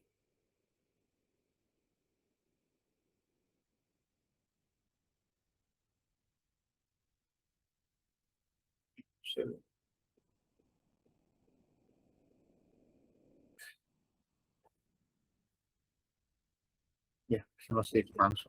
Bueno, pero el único que se ha acercado a un consenso ha sido este canadiense, ¿ya? La Asociación de Diabetes de Canadá es la única que ha podido llegar a un consenso aparentemente, pero han visto que hay europeos, todo el mundo se mete después para dar sus mismos niveles de azúcar y todo aquello, ¿no? Este es lo único que ha logrado hacer en grados, niveles. Siendo así que ellos han mencionado menor a 70. Como es de diabetes, obviamente lo han creado para pacientes diabéticos, ¿no? Hipoglicemias en diabéticos. Menor a 70, el grado 1. Menor a 54, grado 2. Y menor a 50 lo han puesto en genérico, grado 3. Pero, ¿qué tiene que tener el grado 2 entre el 2 y el 3? Que el grado 2, miren, tiene un nivel suficientemente bajo como para indicar hipoglicemia seria y clínicamente importante como para ser reportada en ensayos clínicos. El grado 3, hipoglicemia asociada a disfunción cognitiva severa que requiere ayuda externa. Acá es más o menos en su traducción el que te daría el tenor de que es grado 3. ¿Qué sería? O sea, ¿cómo tú puedes tomar en cuenta esta disfunción cognitiva severa? Literalmente el paciente está en coma y necesita apoyo ventilatorio. Es como la paciente que les comentaba hace rato. Entonces, y no va a revertir tan fácil como uno creyera. Entonces, por lógica, reconocemos, confirmamos y diferenciamos. Si fuera una hipoglicemia leve moderada, creo que hay un algoritmo. Aquí está, mejor está el algoritmo, más facilito. Consciente. Primero vemos su grado de conciencia. Si está consciente, por lógica, está consciente, le damos por vía oral, generalmente, ya, el tratamiento. En 15 minutos le damos chance. Recupera, perfecto. Suplementos de hidratos de carbono y buscamos la causa. No recupera, repetimos otra vez, ya, el darle comida, alimentación con azúcar, hidratos de carbono. Le damos otros 15 minutos. Recupera, perfecto, buscamos la causa. No recupera, tenemos que derivarlo al hospital. Ahora, no estuviste consciente, estuviste inconsciente, le vamos a tener que dar glucagón. O glicemia a goteo, por vía endovenosa, inclusive algunos apartados, artículos, papers mencionan rectal, pero ya no se usa. Obviamente que hoy en día tenemos endovenosa. Ahora, si fuera el paciente tratado con sulfonilurias, derivamos al hospital. Pero si fuera tratado con insulina, le damos 15 minutos. Recupera, buscamos la causa. No recupera, le vamos a dar otra vez un toque de glucosa al 50%. Aquí se le da de 50 a 100 ml y aquí también. 15 minutos. Y siempre que recupere, vayan a buscar la causa. Porque si no van a buscar la causa, también va a ser... Un segundito.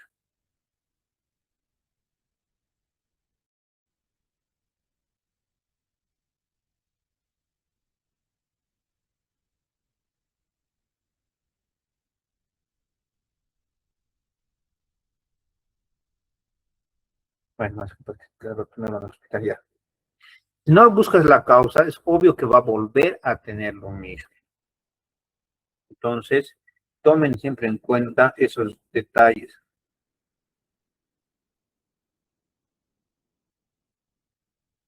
Ahora, les voy a dar un tip también que, miren, no dice, vean el consenso que te dice, darle glucagón, darle dextrosa.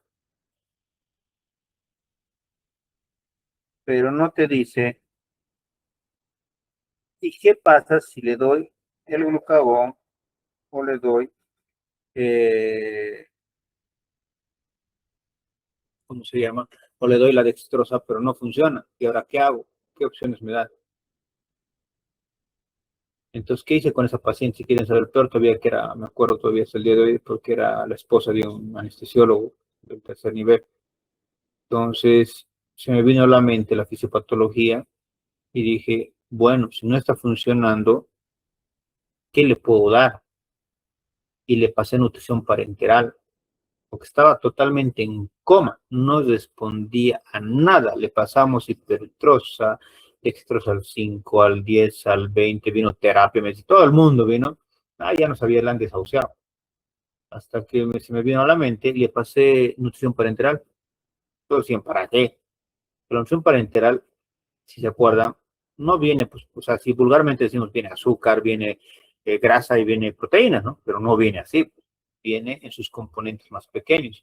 Entonces, le estás dando sustratos para que el cuerpo forme. Entonces, le di el sustrato y formó su hígado y como arte de magia, a la hora más o menos, empezó a revertir y ya tuvimos a la paciente despierta.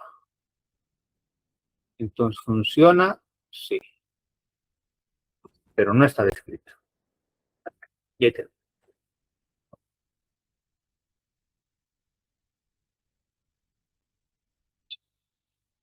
Bueno, entonces, antes de ir a sus dudas, lo primero, hemos tocado todas las patologías que pueden darte en lo que viene a ser el órgano páncreas, ¿no? Una parte endocrina. Hemos visto ayer pancreatitis, hoy día hemos visto tumores neuroendocrinos, hemos visto hipoglicemia, cetoacidosis, coma hiperosmolar. Son las 5 patologías o conjuntos de patologías más grandes que tenemos en esta área del páncreas. De la misma manera vamos a hacer el lunes, que vamos a ver tiroides, y el jueves, que vamos a ver glándula suprarrenal, para ya poder el día viernes tener su examen, ¿ya? Entonces, de esta parte de páncreas, para no darles tampoco mucha tarea, pero sí para que estudien sus 2 tareas, lo que se olviden, las que ya se les di, hoy les voy a subir un caso para que resuelvan, como hemos hecho ayer, pancreatitis. Y además les voy a subir más tardecito un segundo caso para que lo resuelvan. Y voy a ver si les doy cetosis diabética, coma hiperosmolar o hipoglicemia, ¿no? Pero más que nada, estoy pensando más bien, más que un caso de lo de hoy día, darles que hagan un algoritmo. Como el que han visto hace rato, ese es un algoritmo, ¿no? Si pasa esto, ¿qué le hago? Si pasa esto otro, ¿qué le hago? ¿No? Es con flechitas. Pues, tal vez les sirva más. Entonces, voy a ver, yo creo que va a ser un algoritmo de los 3 temas de hoy día, ¿no? Bueno, o sea, escogiéndonos uno de los temas para que se deshagan. Y del de ayer también podría ser un algoritmo o un caso. El caso ya se los tengo a la mitad, de hecho. Entonces, eso se los podría mandar hasta la noche. Y ya les he dicho, no se trata de que me manden mañana mismo, se trata de la premura, sino que les sirve para estudiar para tu examen final, ¿ya? No sé si tienen dudas, preguntas, doctores. Doc, yo tengo una pregunta. Dale. En caso de un paciente que tenga una hiperglicemia, no sé, de 285, sabemos que la glucosa va a traer agua, ¿no? Al medio extracelular. En ese caso se va a diluir el sodio. ¿Y nosotros qué hacemos con la hiponatremia? Regulamos la hiperglicemia primero, le damos más volumen, pero se va a seguir diluyendo. Y la hiponatremia va a ser por dilución. No, pues me estás Entonces, tomando el pelo. ¿Por qué en tendría ese que tener hiponatremia? ¿Acaso le estás dando agua libre? No, pero en el caso, digamos, de que tengamos al paciente y tengamos su sodio bajo y también tenga la hiperglicemia, en ese Ah, caso sabemos que en ese caso sabemos que es por dilución, ¿verdad? Pero en la corrección no le tendríamos que dar más volumen, ¿verdad? claro, pues te O digo, no lo está corregimos. muy rebuscado tu caso. Así que te voy a ser bien sincero. Muy recontra rebuscado. ¿Por qué te digo? Mira, me llega, como tú decías, pacientes. Paciente femenina con 285 de glicemia, como tú dices, ¿no? Ya, perfecto. No tengo el laboratorio ese rato, tengo la glicemia capilar. ¿Qué vas a iniciar? Ya, si quieres, le pones zingelactato, ¿ok? Ya.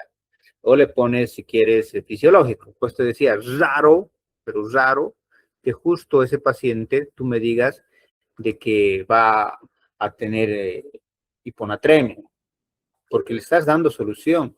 ¿Se acuerdan que lo que les dije, por ejemplo, para dar tratamiento para una hiponatremia como tal, es que tienes que darle agua libre? Pues te decía, raro que te dé hiponatremia, porque tanto el Ringer lactato, el Ringer normal y el mismo fisiológico tienen pues, sodio, o sea, no es que va a bajar, a menos que le des, digamos, pero en otras circunstancias, que le des, digamos, solución fisiológica al 0,45 de inicio, o que le des solución glucosalina, ¿se acuerdan? Que está igual con 77 de cloro y de sodio. Entonces, en esos casos sí, yo te garantizo que el haberle dado el litro o litro y medio, sí lo has diluido el sodio también. Pero date cuenta de que ahorita, al darle solo fisiológico o al darle zinc lactato, como tiene una carga, no vamos a decir la ideal, pero tiene una carga de sodio que está por encima de 100, por lógica, pues te decían, raro que te dé hiponatremia, pero yéndonos al hecho, le vas a dar, como cualquier paciente, lo vas a hidratar, ya, le doy líquido, perfecto. En ese interín es obvio que tendría que haber salido tu laboratorio, ¿no? Y justo va a salir tu laboratorio o una gasometría donde también va a salir los electrolitos, pero ya vas a tener más o menos cómo está el paciente. Entonces, ¿qué es lo que vas a hacer? Dos cosas importantes. Vas a tratar tanto el potasio como el sodio, porque no lo puedes dejar bajo. Imagínate que lo dejamos bajo, pues como te decía, medio raro tu caso, pero está con hiponatremia, perfecto. Entonces tengo que subir ese sodio. ¿Por qué? Porque si no lo voy subiendo a la par que voy tratando el azúcar, ¿qué es lo que te va a pasar?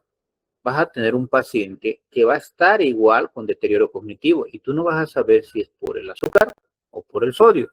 Entonces, como han visto hace rato, tratamos de solo darle el requerimiento basal para que no sea una carga alta. Lo mismo en el potasio, si se acuerdan, les dije, no van a dar, no vas a sacar el déficit de potasio y le vas a tratar de reponer. Ahorita estamos yendo como digamos, como primera enfermedad, con enfermedad más grave o que la que te va a matar, al azúcar. Entonces estamos yendo a atacar al azúcar. Por lógica, no le voy a atacar todavía a los electrolitos, pero no puedo descuidarlos. Entonces, a la par, no voy a darle no voy a hacer todavía la fórmula de reposición, pero sí voy a darle el requerimiento basal. ¿Cuánto sería? Como este paciente es crítico, literal, entonces le voy a dar el potasio titulado a 2 miliequivalentes kilogramo peso y el sodio, si te acuerdas, a 4 miliequivalentes kilogramo peso. Entonces sí le voy a poder poner esa en una vía alterna, porque date cuenta que si por mala pata, digamos, yo me olvido y le paso en estas que estoy dando cargas, ¿se acuerdan que estoy dando cargas, no? Después de la hora estoy dando 250 o 500 de carga, imagínate que le entre tan rápido ese sodio, ahí sí estamos fregados. ¿Por qué? Porque le va a dar mielinospontina y no nos vamos a dar cuenta porque ese paciente está con deterioro cognitivo por ese azúcar, ¿no? Peor si fuera coma hiperosmolar, no se van a dar cuenta nunca y quien lo ha matado hemos sido nosotros, ¿no? Entonces, eso tienen que verlo muy bien. Tendría que entrar por una vía alterna, una vía paralela, si quieren, en Y o como quieren, ¿cómo se llama? En esta llave de 3 vías, ¿me entienden? Entonces va a entrarle, pero por una alterna. Y eso lo tenemos que titular nosotros muy bien y pasar como les he explicado esa vez, ¿no? En el sodio hay que tenerle cuidado a la reposición para que no se les reponga más de 10 equivalentes, ¿no? Entonces, por eso hay que titularlo bien y con eso vamos a poder sustentar el tratamiento del sodio. Pero, como te digo, o sea, raro sería porque no le voy a dar yo solución fisiológica al 0,45 de inicio. Le voy a dar, pues, si es que les daba al 0,9, pues es que ellos llaman ese switch para poder darle, digamos, como un tratamiento intermedio para más bien bajar ese sodio, ¿no? Esa carga de sodio. Por eso le da más bajito. Yo, si me han entendido esa parte, y como yo doy zinc lactato, no tengo por qué darle el switch. O sea, ¿para qué le daría? Porque le estoy dando zinc lactato con una dosis de cloro de sodio, bueno, descartando el potasio porque es cuatrito, poquito.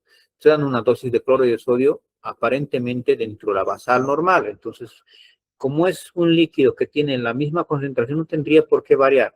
Estoy alargando, si quieren, le estoy, como diríamos en palabras vulgares, jalando ese líquido, pero como tiene casi la misma cantidad del cloro y sodio normal, entonces no tendría por qué variar, variará 4 o 5 puntitos, ¿no? Pero no va a variar más que eso. Entonces, eso sería, digamos, más o menos a la respuesta que me preguntabas.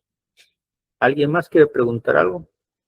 Yo, en caso de el que nos dio ese caso justo, el primer caso que nos dio, y es un paciente de 66 años. Entonces, hacemos lo que dijo y anotamos todo eso en nuestro caso, tomando en cuenta también que es un paciente de 66 años. Claro, pero si yo solo ahí, por ejemplo, me quiero basar solo en la parte del líquido y del sodio, Teóric- calcularle bien, o ¿no? sea, teóricamente, como nos explicó, lo calculamos en el caso. Teórica y prácticamente, pero tienes que ponérmelo cuánto de líquido le quieres poner. Pues, aunque no creas, el truco está, si te has dado cuenta, Doc, es que no solo me baso en el sodio, basate Sí, también en la cantidad de líquidos. La cantidad de exacto. líquido, ¿cuánto le has titulado? Claro, pero también me basaba en la hiperglucemia que tenía. Entonces, por eso era mi discrepancia entre qué voy a hacer y cómo lo anoto en el caso. Claro, pues te digo, mira, ahorita, a ver, sabía que quieres que te lo haga la tarea. Dime cuánto era el sodio que te mandó. 289 y un sodio de ¿cuánto es? Entonces, son 124. ya 124. Ahora, por lógica, quiero que te des cuenta de esto. Está con 124. Para que se mantenga con 124, literalmente, ¿qué es lo que harías? Darle 124, o sea, una solución que tenga 124. No existe, ¿no? Entonces, por lógica, pues usted decía, no lo vas a diluir. Literalmente le estoy dando, digamos, imagínate el ringe lactato. A ver, pregunta para ti mismo. El ringe lactato, ¿cuánto de sodio tiene?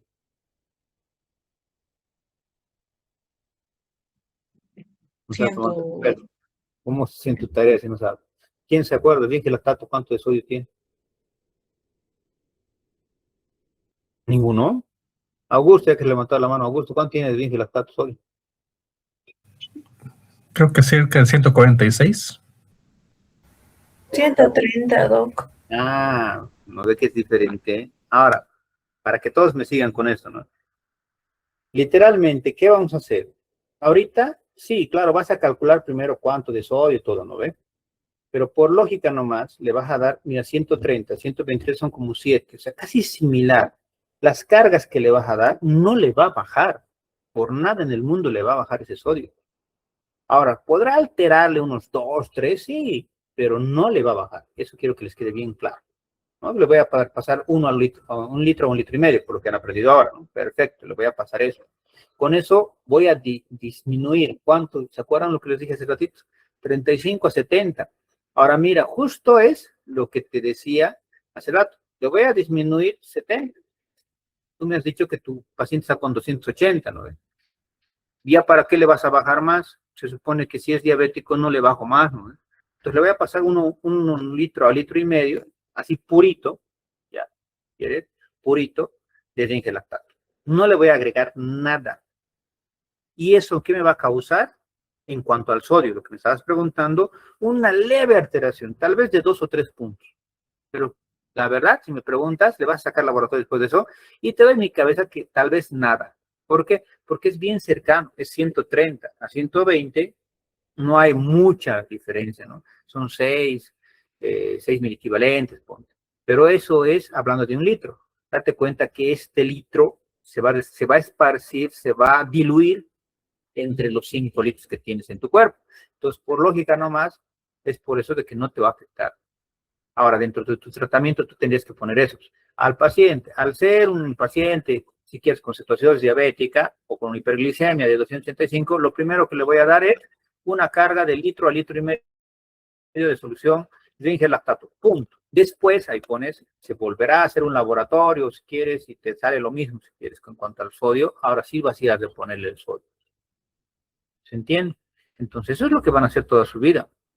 Pues, por eso te decía hace rato, no le vas a diluir el sodio, a menos que le des, por mala suerte, digamos, estás en un hospital chiquito, que se yo, una clínica, y se acabó todos los cristaloides, y son 3 de la mañana, no hay dónde conseguir. Ahí sí, digamos, me diría la licenciada, doctor, solo tengo solución fisiológica al 0,45. Ahí, o que me digas, solo tengo glucosalino, la pensaría lo del glucosalino, pero el fisiológico ya, ni modo, es cristaloide, le pasaría, y ahí estaría casi yo también seguro de que sí va a bajar, porque ahí sí es grande la diferencia, 77 mil equivalentes, ¿no? Versus los 128 que tenía, entonces sí es una gran diferencia, en 50 puntos. Es obvio que sí va a generar que se diluya ese sodio, porque le estás dando, acuérdate, un litro de líquido, ¿no? Entonces, sí le va a diluir, le va a bajar unos 20 puntos por lo menos. O sea, no deberías de ponerle. Ahí sí yo te diría, no, a eso no le pongo. Pero rige lactato, peor si le pones fisiológico. Ahora, imagínate que le pones fisiológico, literalmente más bien va a subir un poquito, ¿no? Porque le estás dando una carga de fisiológico, una carga de 154 a un paciente que tiene 128, son 30 puntos de diferencia. Entonces, sí o sí, va a alterarse. Alguna vez yo he visto a un terapista en México que lo que hacía era de acuerdo a la carga. ¿Y sabes cómo lo hacía? Dividía ese diferencial, lo dividía entre los 5 litros. No dice ningún libro, pero lo hacía así. O sea, digamos, hay 30 puntos, ¿no?, de diferencia, 30 mil equivalentes. Esos 30 los dividía entre 5, 6. Entonces, él te decía, lo más seguro es que te aumente 6 puntos o que te disminuya 6 puntos porque le estás dando una carga alta, ¿no? Entonces, ese era su razonamiento. Ahora, si me preguntas, ¿dice algún libro? Nunca lo he encontrado. pero yo me acuerdo de ese profesor que era muy capo, pero nunca hemos corroborado, ¿no? Ahorita me has hecho recuerdo justamente preguntándome esto. Augusto, ¿qué crees tú? Gracias, Doc. Ah, tenía la duda bueno, en sí es de la tarea. Sé que no es correcto, pero sería prudente pasar para la reposición del potasio 2 bolos. Mi idea era, por ejemplo, si paso 13 cc de potasio en una solución salina de 100 cc, 2 bolos en 2 horas, estaría cerca de 35 y después de eso continuaría con la reposición que nos enseñó. ¿Sería prudente? Mucho depende, y eso quiero, pues justamente es lo que yo quiero ver en sus casos, digo, en sus tareas. Lo primero, quiero que te des cuenta de algo. Si le vas a reponer un poquito más rápido, ya, toma en cuenta siempre el gluconato de calcio o el cloruro de calcio. Sí. Si no lo tomas en cuenta, y así nos fregamos. O sea, no se trata del servicio de poner muy rápido. Ahora, si tú quieres, para todos, ¿no? Quiero ver también, pues, cómo la piensan ustedes. Quiero ver su grado de actuar de ustedes, porque es un caso real, digamos. Quiero que ustedes vean cómo le van a reponer. Entonces, una opción que yo también te podría plantear, Augusto, es que tú me digas, primer paso, le pongo gluconato de calcio, que te dio 3 ampollas. Perfecto, ahí ya, felicidad, ya tienes una estrellita. Segundo paso, tú me dices, le pongo vía central. Y tercer paso, por la vía central, le voy a reponer 40 equivalentes por hora. ¿Te das cuenta? Entonces, lo voy a reponer en 4 o 6 horas. Más rápido lo voy a reponer, ¿no? El total de lo que hayas calculado, ¿no? Entonces, por eso les digo, o sea, lo que yo quiero ver de ustedes es eso. Usen lo que han empleado. Ahora, si tú me dijeras, no tengo vía central, estoy en primer nivel, y bueno, quiero calcular a la normalita, bueno, calcularlo normalmente. Pero lo que yo quiero ver es eso, que no se les olvide los pasos del manejo. Porque como siempre les digo, cuando es este tipo de situación virtual y demás, lo que yo califico es eso, es como un trabajo simulado, ¿no? Quiero ver que tú te pongas en los zapatos de un médico ahorita que está atendiendo a ese paciente y qué le das. Y miren, justamente ayer creo que les comenté igual a ustedes, me traen una interconsulta de un Fournier que tiene 2.7 de potasio todos los días desde hace un mes. Entonces, yo recién he empezado a salir de mi vacación, ayer he empezado a hacer guardias, y miren que me llevo la sorpresa de eso, y el internista cada vez lo repone, y otra vez, y otra vez, y otra vez, y otra vez. Hasta que le dije, pero el doctor ha pedido magnesio, lo más seguro, tiene hipomagnesemia, y la hipomagnesemia genera hipocalemia. Pues vean que sí sirve. Por eso No, también estoy esperando que ustedes en las siguientes soluciones le pongan magnesio. Si no le pones, ahí sí entra lo que la doctora hace rato me decía, así lo estás diluyendo, está dándole líquido. Entonces, por lógica, mientras más volumen también de líquido, lo vas a diluir ese potasio. Y por lógica también estás diluyendo el magnesio. Entonces, poco magnesio va a generar hipocalemia. Doc, en ese caso, es que se me acaba de ir el nombre. Hay una prueba renal para pérdida de potasio. Y en nuestro paciente sería prudente utilizar, por ejemplo, un diurético ahorrador de potasio, porque estamos sobrecargando de líquido también al paciente. Por eso, eso es lo que le decía la doctora hace rato. ¿Has calculado cuánto de líquido le vas a pasar? Tomando en cuenta la edad también, ¿no? ¿Qué les he enseñado? Si es un paciente que no tiene, digamos, otra comorbilidad, o sea, por ejemplo, este pues un diabético o del potasio, creo que no les puse ni siquiera la patología, entonces tú dices, bueno, solo tiene su hipocalemia, perfecto, entonces le trato la hipocalemia. ¿Y a cuánto lo voy a titular? 30-50 ml kilogramo peso. ¿Vale? Pero si tú también ves la otra contraparte, que yo te diga que es un paciente crítico, y te das cuenta, ¿no? Si está con potasio de 2, 2.3, 2.5, es crítico. Por alguna causa tiene tan bajo su potasio. Entonces, por lógica, ¿qué le vas a hacer? Vas a tener que darle también poco líquidos.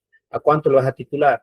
Máximo a 30 ml kilogramo peso. Inclusive yo los titulo los críticos a 10 a 15 ml kilogramo peso. Entonces, esos detallitos quiero que ustedes lo tomen en consideración y lo pongan en práctica, ¿no? Eso es lo que estoy tratando de medirles. Entonces, por eso no les puse más detalles. Yo quería ver justamente cómo ustedes se ponían en los zapatos del médico de emergencias y me dan la respuesta. Quiero saber cómo ustedes lo están planteando. Pero muy interesante las dos intervenciones, tanto de tu colega como de ti. El hecho de que me pregunten, está bien, no, tampoco les voy a decir que no les voy a responder, ¿no? Sí es su tarea, pero quería ver cómo respondían todos ustedes y les iba a contar qué es lo que he leído en sus trabajos el lunes, pero como me están preguntando, quiero que ustedes mismos se pongan en ese tenor. ¿Cuánto de líquido le van a poner? Ahora, a la respuesta que tú mismo me estás diciendo. Acuérdate, pero que, y eso para todos, porque ya que lo ha planteado Augusto, si quieren, yo, alguno de ustedes, ya quieres darle un diurético, por ejemplo, ahorrador de potasio, la espironolactona, digamos, me viene a la mente, ya, le das espironolactona, ¿no?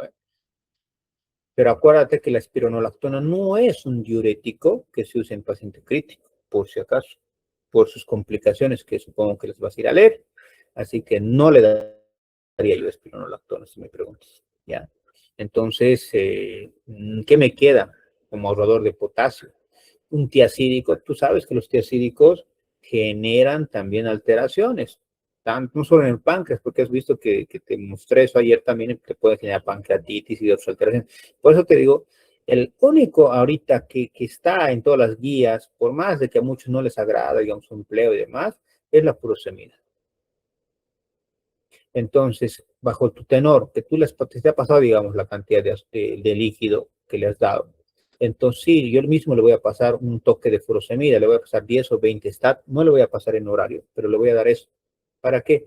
Porque le da mucho líquido y quiero que también ese riñón no se me vaya quedando, no se me vaya alterando y que ese filtrado glomerular por lo menos esté dentro de lo normal, ¿no? Una tasa de filtrado glomerular lo más normal que pueda. Entonces, sí, le voy a poner eso. Pero no me olvido de eso, ¿por qué? Porque a las 6 horas, como es potasio, le voy a seguir sacando sangre, ¿no? Le voy a seguir sacando laboratorios.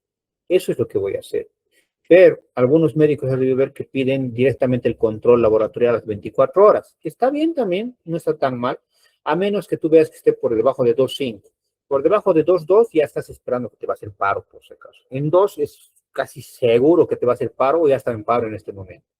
Pero con 2,5 no está en paro, pero sí hay que tenerle mucho respeto a ese potasio, hay que tratar de elevar. Entonces, con 2,5 o menos, yo siempre pido laboratorios cada 6 horas, por ejemplo, en la parte pública, privada. Más de 2,5 no le hallo mucho el pedirle. Por ejemplo, de este paciente que te comentaba de 2,7 que está, ¿para qué le voy a pedir cada 6 horas? Es 2,7.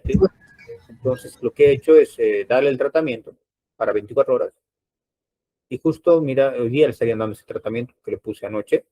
Entonces, hasta esta noche de día le tendrían que poner. Yo mañana tomo la guardia de nuevo y ya voy a ir a verlo. Y te apuesto de que el médico de día se ha asustado por lo que le he repuesto de esa manera, con azúcar y todo. Y te apuesto que me lo ha quitado. Pero como mañana soy de guardia 12 horas, apenas llegue yo le voy a poner y te apuesto que te voy a estar contando el lunes que ya está repuesto. ¿Por qué? Porque está mal manejado. Se nota lejos. Ahí sí lo han encharcado. Le han pasado cargas y cargas y cargas porque está con shock séptico por su Fournier. Entonces, no han priorizado el tratamiento de la causa del shock séptico, que es el Fournier. Entonces, está perdiendo líquido por ese hueco que le han hecho, que le han operado. Entonces, hay que darle ese tratamiento adecuado, manejarle el post, porque lo único que he visto, si me preguntas qué tratamiento le voy a dar al clínico, el internista viene cada mañana y le pone su carguita, como les he dicho el otro día, en 6 horas, fisiológico de 500 con 2 ampollas de KCL. Y nada más. Y se va. Y pasa otro día y al día siguiente otra vez sigue ese potasio bajo. Entonces, ¿y qué es lo que no ha hecho? Lo que les enseñé a ustedes. No le está dando el requerimiento basal de cada día y no está generando ni la fórmula, porque yo le pregunté de frente al internista, le dije, ¿cuánto has calculado el potasio, doctor? ¿Por qué? Porque a este paciente nunca le suben y está ya casi 20 días internado. ¿Cuándo le van a subir? Y veo los laboratorios. Desde su ingreso estaba con 2,9, 2,7, 2,7, 2,7, 2,7 y sigue con 2,7. ¿Y por qué sigue con 2,7? Porque lo que le está calculando él, ni siquiera lo está calculando, lo que le está dando 2 KCLs, que sigue 54,000 equivalentes, tan solo lo está manteniendo en 2,7. ¿No le darías eso? Te apuesto que ahorita serían 2 o estarían 1 punto algo y en paro y se hubiera muerto. Entonces, no están dándole el tratamiento adecuado. Entonces, a tus respuestas, no te olvides eso, no te olvides los líquidos. Y usa furosemida, porque si ahorita revisan ustedes, en paciente crítico con bajo volumen de líquido justamente, o con mucho volumen de líquido, no funciona bien. O sea, con un riñón que no está funcionando bien y que tiene una patología anexa, no funciona bien ni los triacídicos ni las espironolactonas. Y eso ustedes a ver, hagan memoria, cuando han tenido un paciente crítico, no se les da. Jamás damos ni tiazídicos, ni tampoco damos este hecho de espironolactona. ¿Alguna duda más, doctores? Segundo, doctor.